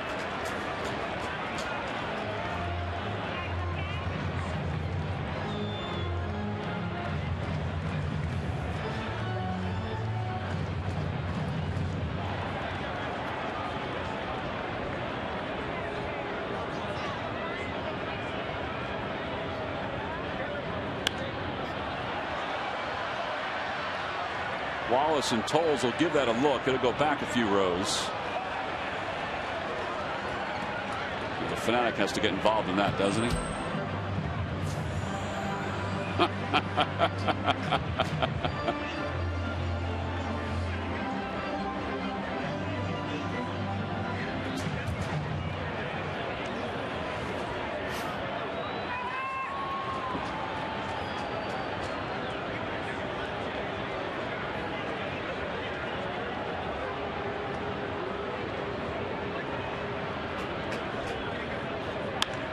Ruiz just inside the third base bag and down the left field line. Ibanez running hard. Samuel will run him home.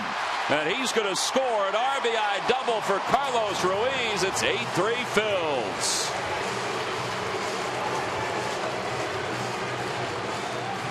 A bunch of extra base hits here tonight for the Phillies.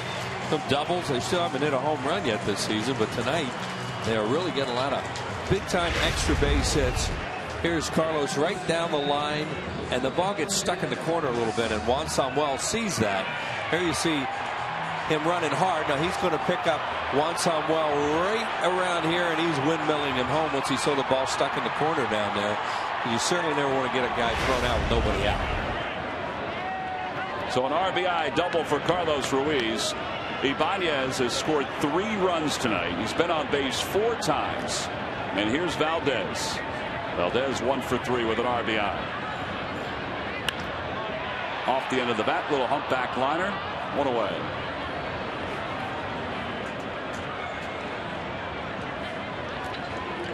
Tuesday, May 3rd at 7:05. It's another Hatfield Dollar Dog Night here at the ballpark. It's also the first of 3 against the Washington Nationals. All 3 games are at 7:05. You can order your tickets now by going to Phillies.com. Nationals beat the Braves earlier today. Ross Claude will pinch hit for Cliff Lee. So a very nice return for Lee here tonight.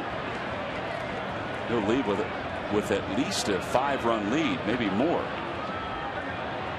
Claude with a pinch hit single yesterday. He really pitched well. That ball in the gap in right center. Don't know whether that could have been caught or not. That was a tough play as you look at no walks and 11 strikeouts for Francisco and Shane Victorino running towards each other. And then, he made a mistake with that pitch out over the plate. Looked like he was trying to get a cutter in a certain spot. And Carlos Lee, he can pound him, and he hit it out of the ballpark.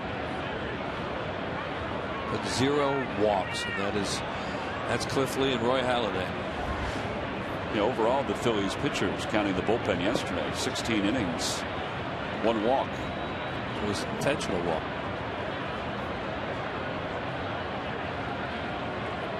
One ball, 1 strike to count to Claude. He fights it off, and it's 1-2.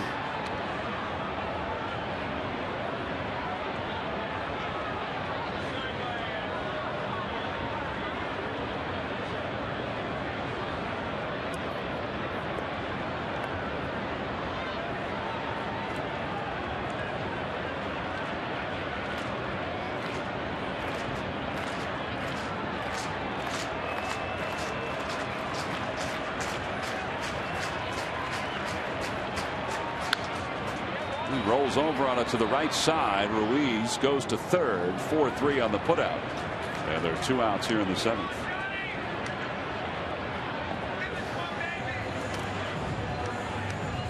That'll give Mayberry a second at bat.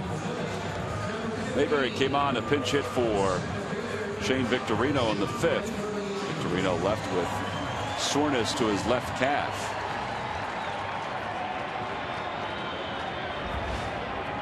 Mayberry was on cloud 9 yesterday. I thought Jimmy Rollins, if you heard any of his post-game comments, really said it well about John Mayberry. We've been talking about the confidence that Mayberry has this year, and Rollins talked about that. He said he's a different guy. He's come in not only confident, he's come in with a great approach, and he's kind of changed things and changed them the right way. And 1 at bat doesn't make a season, But you kind of saw that yesterday in that pinch hit appearance. Well, he's at that point in his career where he has to. You know, it's make or break at time for John Mayberry. You know, he's had a few chances, never been able to prove that he can play every day or be a guy to be on a roster for a whole year and deserve it. And, you know, I agree with you. And with what Jimmy said, of course, you know, he came to spring training a different guy this year. And beat him off your feet like that doesn't help. That doesn't help. Here it is. He had a great at bat, though, to get to this point. That's one of the better pitches Lyon probably threw. It looked like a cutter down away from him, and he just shot it out there to center field. The outfielders were way in. They had no choice. So the ball shot right over Michael Bourne's head. Well, he struck out in his only at bat tonight, so he's 0 for 1. Batting with a runner at third and 2 outs here in the 7th.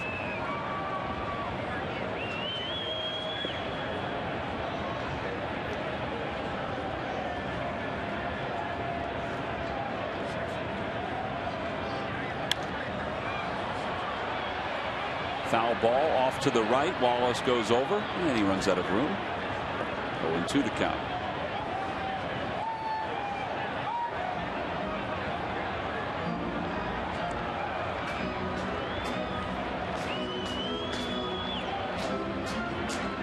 Tomorrow, the final game of this 3-game series.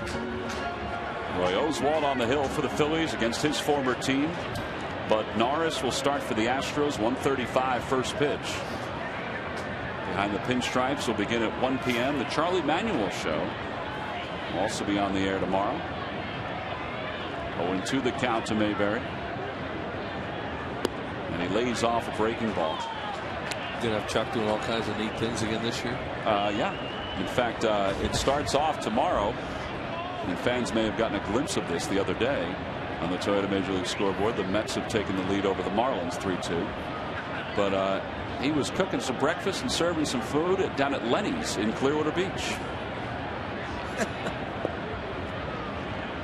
He likes to cook. Towering fly ball. Way up there. Sanchez, the shortstop, waits and he puts it away, and the side is retired. A run on a hit. The Phillies leave 1. We've completed 7. Phillies are up 8-3.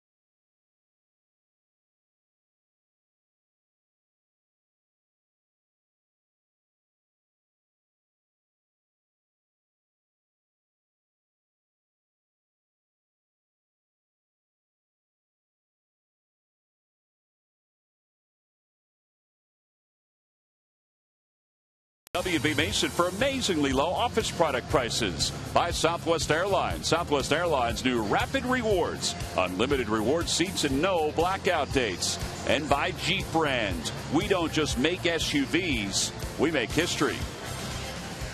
The 125th sellout. Consecutive sellout here at Citizens Bank Park. Phillies lead at 8-3. The return of Cliff Lee. 7 innings tonight, 4 hits and 3 runs, 11 strikeouts. This is the 8th largest regular season crowd in Citizens Bank history. Pretty impressive. 45,455.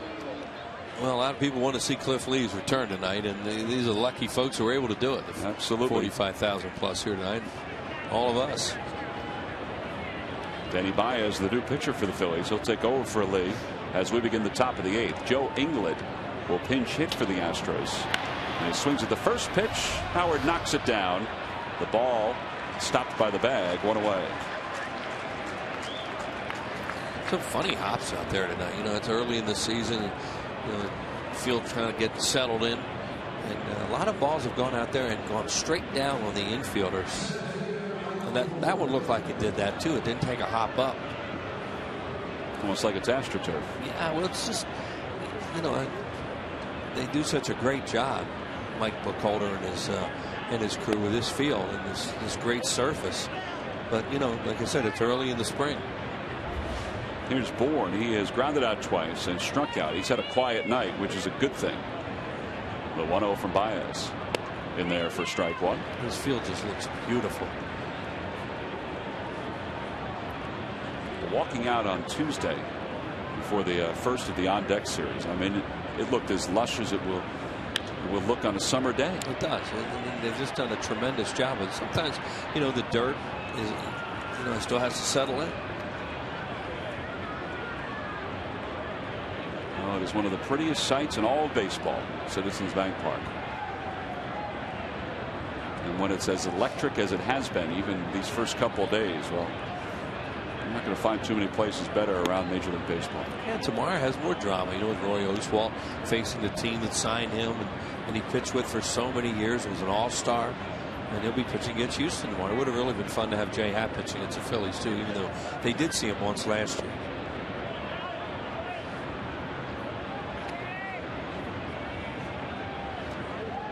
Three balls, 2 strikes, the count to Bourne.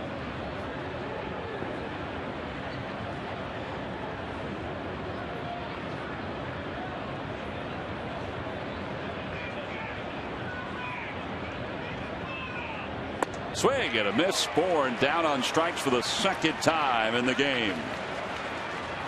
So with 2 away, it's time for the Coors Light Freeze Can. Cliff Lee has certainly been the story tonight, Wheels, and it began during the offseason when the Phillies unveiled his number 33.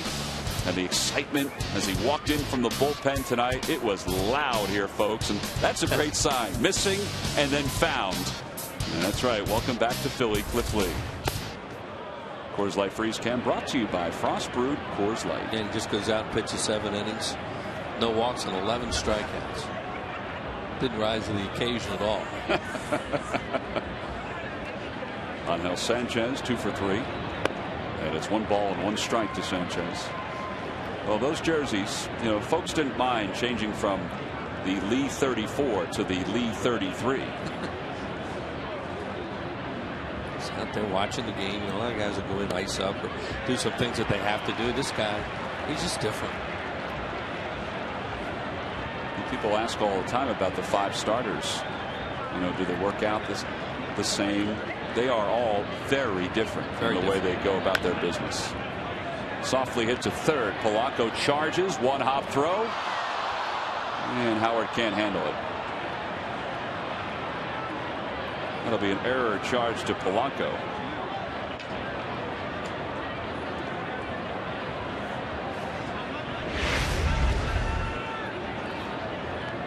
See right here, he makes a transfer, and I see him reaching in there for some seams, and then he couldn't quite get it out of the glove, and then he throws it in the dirt, and it took a hop on Ryan Howard. He wasn't able to control it. Here's another look at it. Just the timing of this gets off right there, and now he fires it into the ground. And you know, first baseman, you know, they really want to try and catch those and save their infielders' errors on that, and that really wasn't that tough because it hit the grass and took a long skid. Polanco last year led all third basemen in the National League in fielding percentage. Scott Rowland, though, earned the Gold Glove. It could have easily have gone to Placido Polanco. And yet it's hard to hold it against Scott Rowland. Here's Hunter Pence. Pence is 0 for 3. And a liner to left. That'll drop in for a base hit. So an error and a single. And the 8th inning is still alive for the Astros. Yeah, and you got to deal with Lee now. You know, the one guy in the lineup that you really worry about popping one And everybody knows we should be back in the dugout. Oh, we've shown a lot of sights of this ballpark, and you can get a behind-the-scenes, up-close and personal look at Citizens Bank Park by taking a ballpark tour. The tour includes visits to the dugout, the Diamond and Hall of Fame clubs, and much more. It's available year-round. For information, you can see the ballpark tours section at Phillies.com. Here's Carlos Lee, 3 RBIs tonight. And Baez buckles him a little bit, and it's 0-1.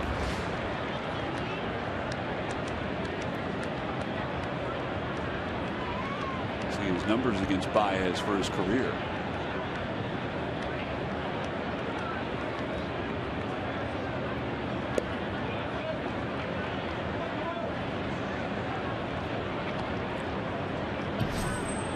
Jeff Fulcino is up and loosening in the pen for the Astros.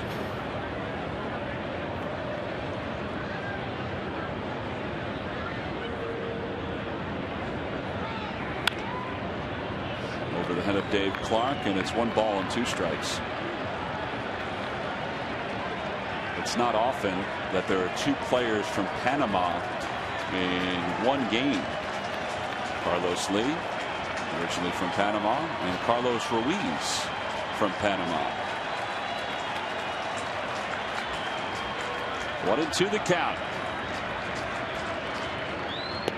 A little low, 2-2. I'll probably go down as the all-time great player from Panama. It's pretty easy. Mariano Rivera. Yep.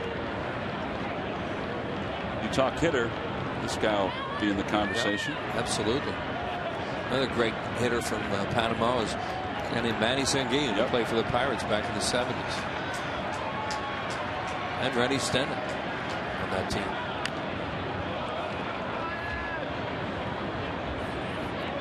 Well, I think Rennie may have been the Dominican, come to think of it. Here's the home run, and you saw it was out over the plate, and Carlos Lee, he can hit him a long way, and got that one up even through the wind and hit it out of the ballpark. 2 runners on, 2 outs here in the top of the 8th. It's a 2-2 count to Carlos Lee. And Baez delivers.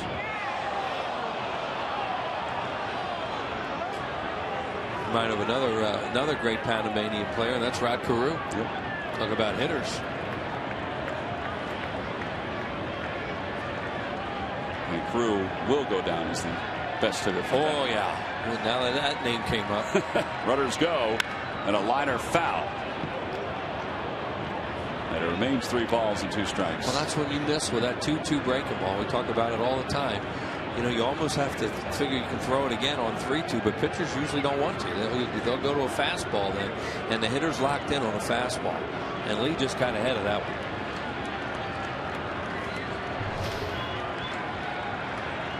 one. Well, the error has prolonged this inning for Baez. Again, the runners will be off. There they go. And a line drive back through the middle of base hit. A run will score. It's a 4 RBI night for Carlos Lee. And it's an 8-4 Phillies lead.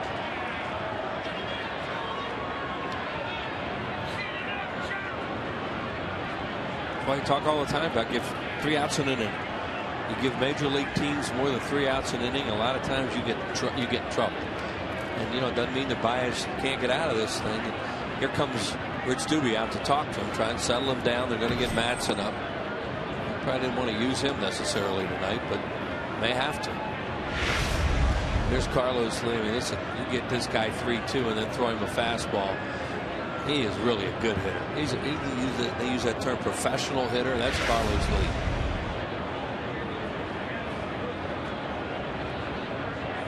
Well, Baez trying to fight through this inning now. Bill Hall, he's got some pop, and you have to deal with him now. Yeah, 2 on and 2 outs. By that extra out, you get into the heart of their order. This is an unearned run that is scored for the Astros here in the top of the 8th. Now, the only good thing about this, if you get them out here without further damage, then in the 9th inning, you're at the bottom of the order.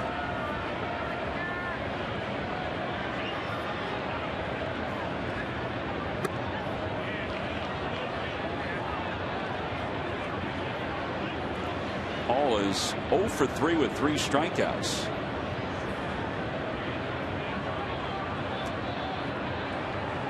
Right now technically is a save situation if you were to bring a pitcher in there and get out of this inning and then finish the game. because the tying runs in the on-deck circle. There's Matson. Warming in case there's any more trouble here in the 8th. Over to third. Big hop for Polanco. The short way to second, and the side is retired. So Baez gives up the unearned run. 2 hits, the error by Polanco. We go to the bottom of the 8th. The Phillies lead it by 4.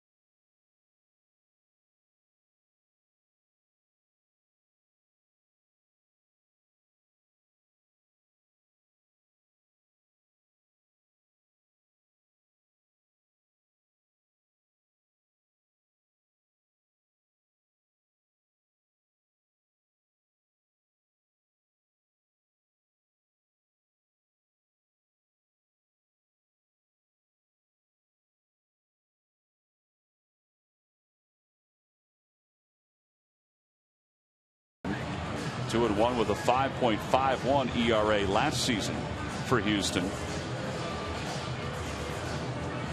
And it's time now for a Home Depot defensive play of the game. Wheels Placido Polanco just made an error, but he also made a pretty good play earlier in the game. Oh, this is a tremendous play that he made on that bad hop early in the game. It jumped up, almost hit him in the shoulder. And he backhanded it, and then had plenty of time to throw the catcher, J.R. Tolles, out at first base. The Home Depot doing more on defense. So Polanco leads it off here at the bottom of the 8th. Phillies are up 4. They have Jose Contreras loosening in the pen. And Polanco lines it into center field. That's his 3rd hit of the night. Well, that's a good sign.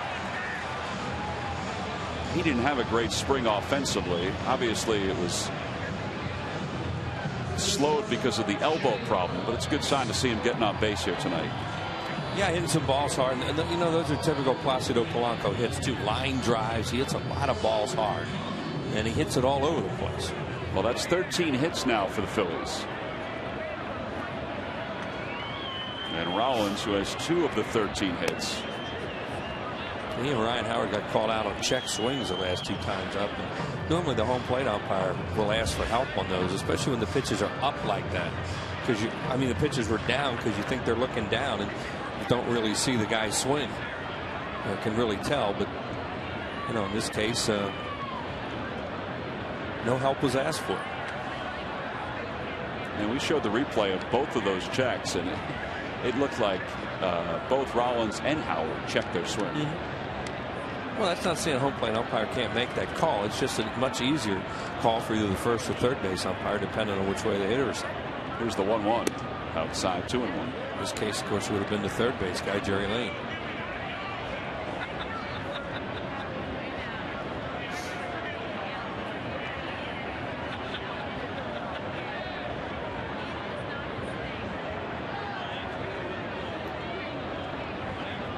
Back toward the middle. Oh, boy. That nailed Fulcino, and he throws out Rollins.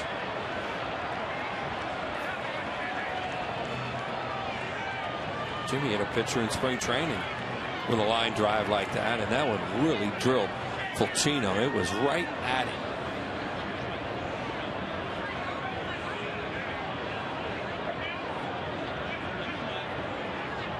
I'm not sure if that's a smile or if that's a show of pain. I think it's a combination. Yeah. Jimmy shaking his head. Man, I had me a 3-hit night.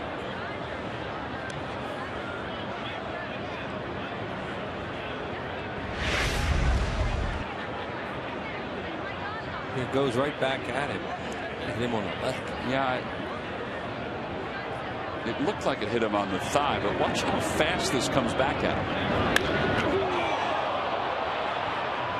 There's no time to react. Huh? Well, they're going to let him throw a couple pitches, at least one.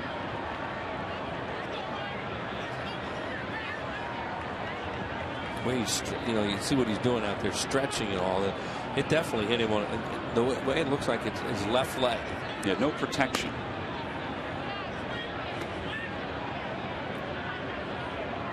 There's Rollins talking to Charlie Manuel. He's kind of going over the swing. He's mad. Yeah, you don't see Jimmy get mad that often. No, he's really, he's really come out this. We all saw it in spring training how determined he is. And yesterday was a perfect example of him, starting to run out thinking the game was over and lead the charge to home plate. He was really into that game yesterday, and you don't usually see him look like that. You don't. He's usually got a smile. You don't want to hear it right now. Charlie tried to say something to him, and well, the runner in scoring position. I don't even think Jimmy's blinked yet. Here's Ryan Howard with Polanco at second. Howard has a couple hits today. Charlie's staying close, but he's going to wander away. Charlie can usually make Jimmy smile. If anybody can make him smile, it's Charlie, and it's not working right now. They have the overshift on with Howard at the plate. And this shortstop Sanchez is up the middle. And it's no balls and 2 strikes to Howard.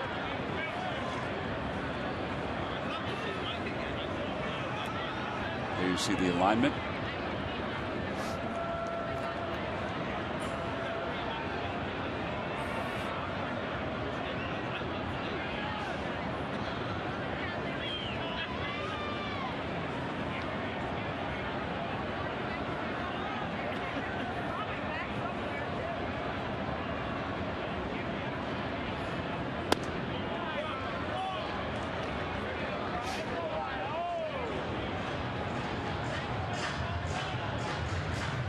Jose Contreras is out in the bullpen right now.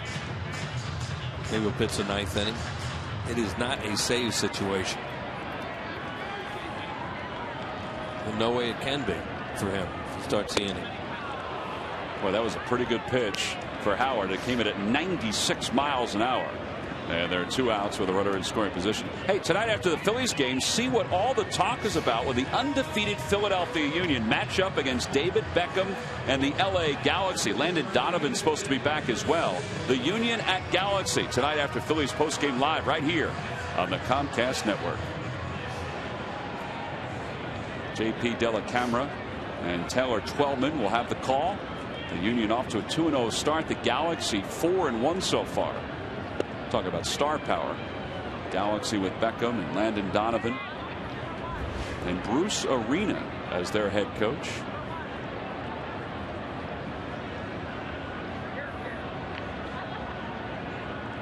And Francisco's the hitter.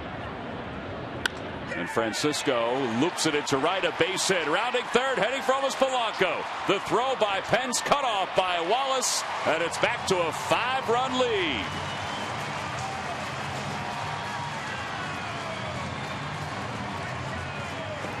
Well, 2 out hits. Phillies have been getting them.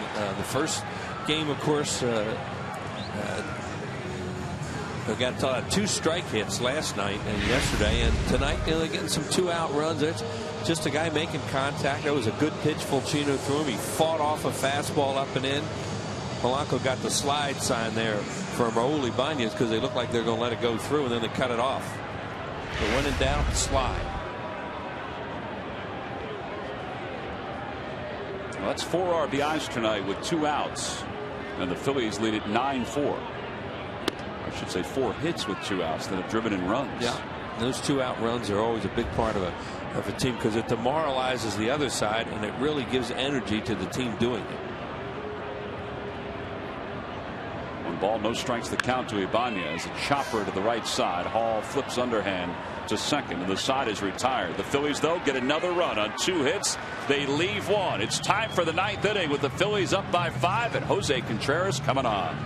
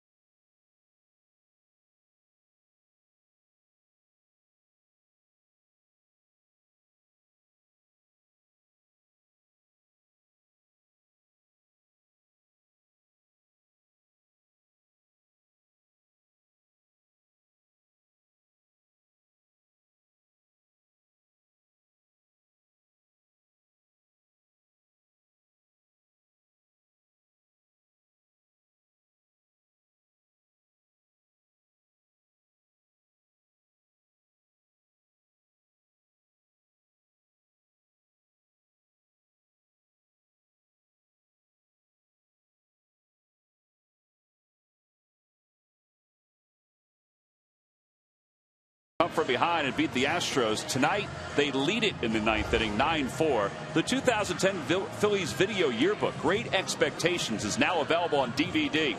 It features the great plays, the walk-off victories, and the Cy Young Award season for Roy Halladay. It's available at the Majestic Clubhouse store at Citizens Bank Park or by calling 877-GO-PHILS. Video yearbook is narrated by Steve Martirano and Video Dan Stevenson, who does so many great things for the Phillies. And when it comes to the videos, not only on the board here, but also with those end of the year videos, well, it's another winner. There were a lot of years he didn't have a whole lot to work with. He's got a lot of material now. Now he's got a lot to do. He has to leave stuff on the cutting room floor.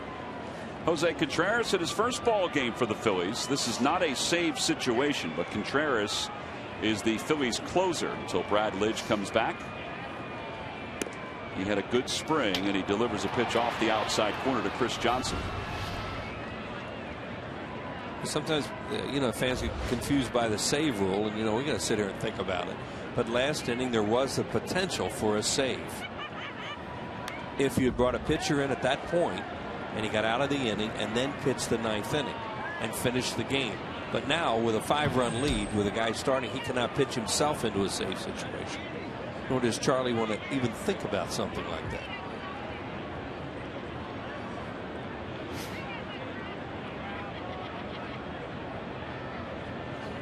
Swing and a miss, and it's 1-2. It's good to get Contreras in the game because they're going to use him as a closer. And even though you don't have the adrenaline rush right now, you can shake off a little bit of the rustiness and get out there and pitch an inning. Hopefully a clean inning where you don't have to throw a lot of pitches. And he has the ability to work back to back. So working tonight doesn't deter the Phillies from using him tomorrow in a save situation. Exactly. The only thing is they don't want it to be a long inning. You don't want to bring a guy in and one of these mop-ups right now, hopefully to get the game over and him get involved in a 20, 25, 30 pitch inning.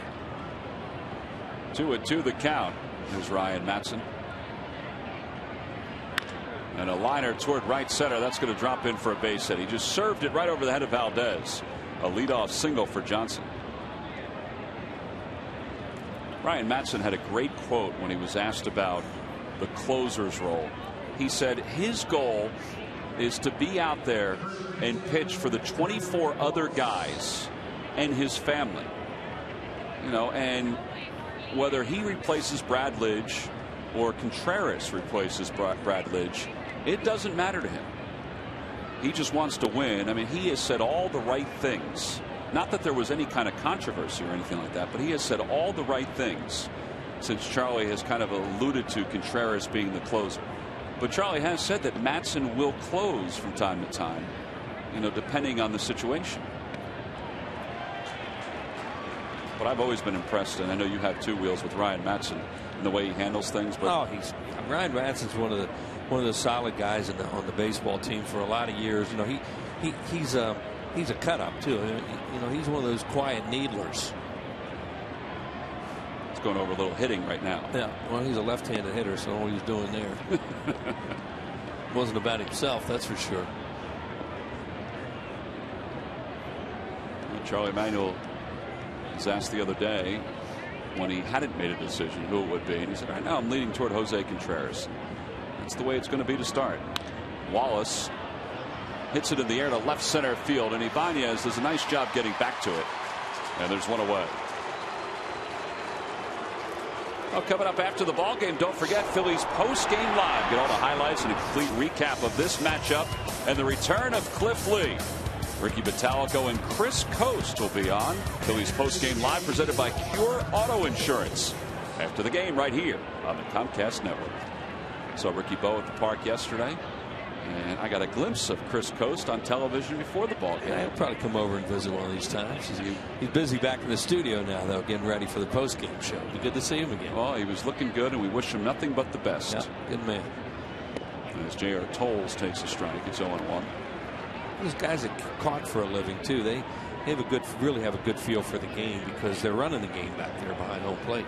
Yeah, he's coming back from Tommy John surgery.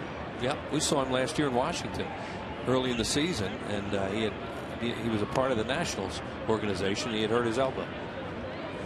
All kinds of alums here tonight. Steve Bedrosian, Chris Coast. Boy, is it fun to see Rock tonight. Scott Air. Scott Air, he's been around a lot. See Scott down in Florida and then now up in here, but Bedrosian, I haven't seen Bedrock in a long time. Softly hit up the third base line. It'll trickle foul. You talk about a character and a guy perfectly suited to close and to be in the bullpen. It was Steve Bedrosian. He was nuts. He was a starting pitcher at one time, but he found his niche in the bullpen where he could come in and just fire for an inning, and he loved to throw hard. It's not easy for a relief pitcher to win a Cy Young Award. Right.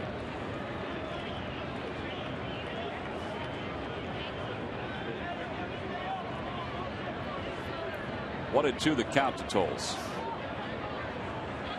Johnson not being held on at first, and the pitch back toward the middle, off the mound into center, and it's the second hit of the inning for the Astros. It's the kind of inning we're talking about. That, you know, it's still under control, but you just don't want it to be a long inning. There's Steve Bedrosian to the left, presenting the Cy Young Award to Roy Halladay. Bedrock makes his home in the Atlanta area in Georgia. Of course, is a New Englander.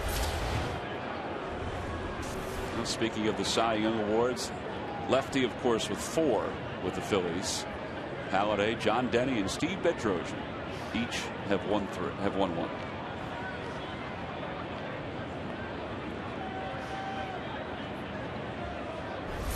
Here's Jason Michaels to pinch hit. A 9-4 Phillies lead. The Astros have 2 on and 1 out here in the 9th.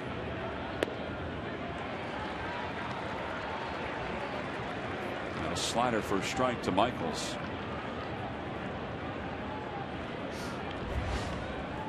Michaels has become a very good pinch hitter over the years. You see his numbers, 7 pinch hit home runs. And Contreras just jammed him, and he fouled it over the Astros dugout.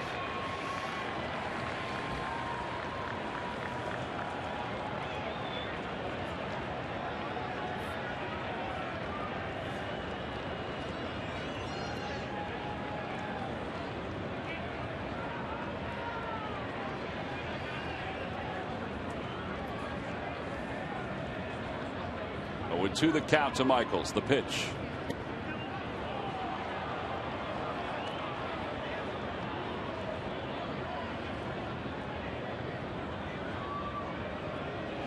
Turns to a lot of fastballs, which is what you would expect him to do with a 5-run lead.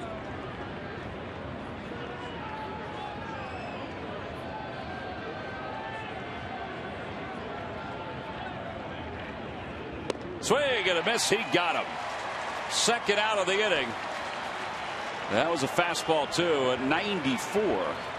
And he kept it down. It was really down. It may not have been a strike, but Jason Michaels defensive with 2 strikes on him. It's hard to tell if this is over the knees or not. It's not, obviously, when it's caught by Carlos Ruiz. But that ball really was thrown hard and had to be heavy. So with 2 outs, Michael Bourne is the hitter. 2 on here in the 9th inning. Jose Contreras trying to finish off the return of Cliff Lee. Lee went 7 innings. He allowed 3 runs on 4 hits. He struck out 11. And Bourne, a swing and a miss. Bourne was struck out twice in this game. Once by Lee, once by Baez. Contreras using the slider there, it looked like, to Bourne. A lot of times he'll throw splits to left-handed batters.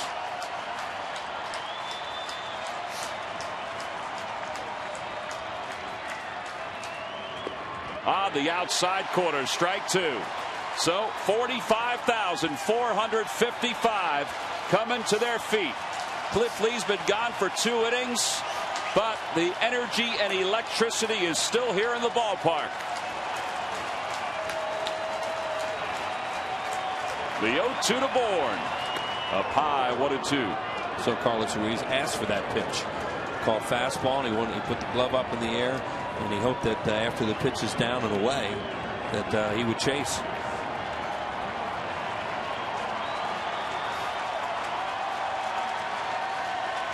'21st pitch of the inning for Contreras. Here it comes.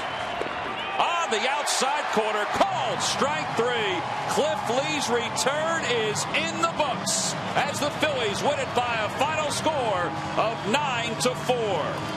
Lee, Baez, Contreras all contribute to win number 2 for the Phils here in 2011. Pretty good night here at the old ballpark. Yeah, they really swung the bats well here tonight. You know, Raul Ibanez had a good ball game. He is our Chevrolet player of the game. Raul was 2 for 3, knocked in some runs, walked a couple times, scored 3 times. And behind that strong pitching of Cliff Lee, you know, the odds are you're not going to have to score a ton of runs to win a game. But tonight they really swung the bats well to the tune of 14 hits and some extra base hits mixed in tonight. Well, you kind of get the feeling that Cliff Lee has thought about this not only all offseason, but since he went to the Mariners a year ago. He gets the win. The Phillies win it 9-4. We'll be back to talk about it right after this.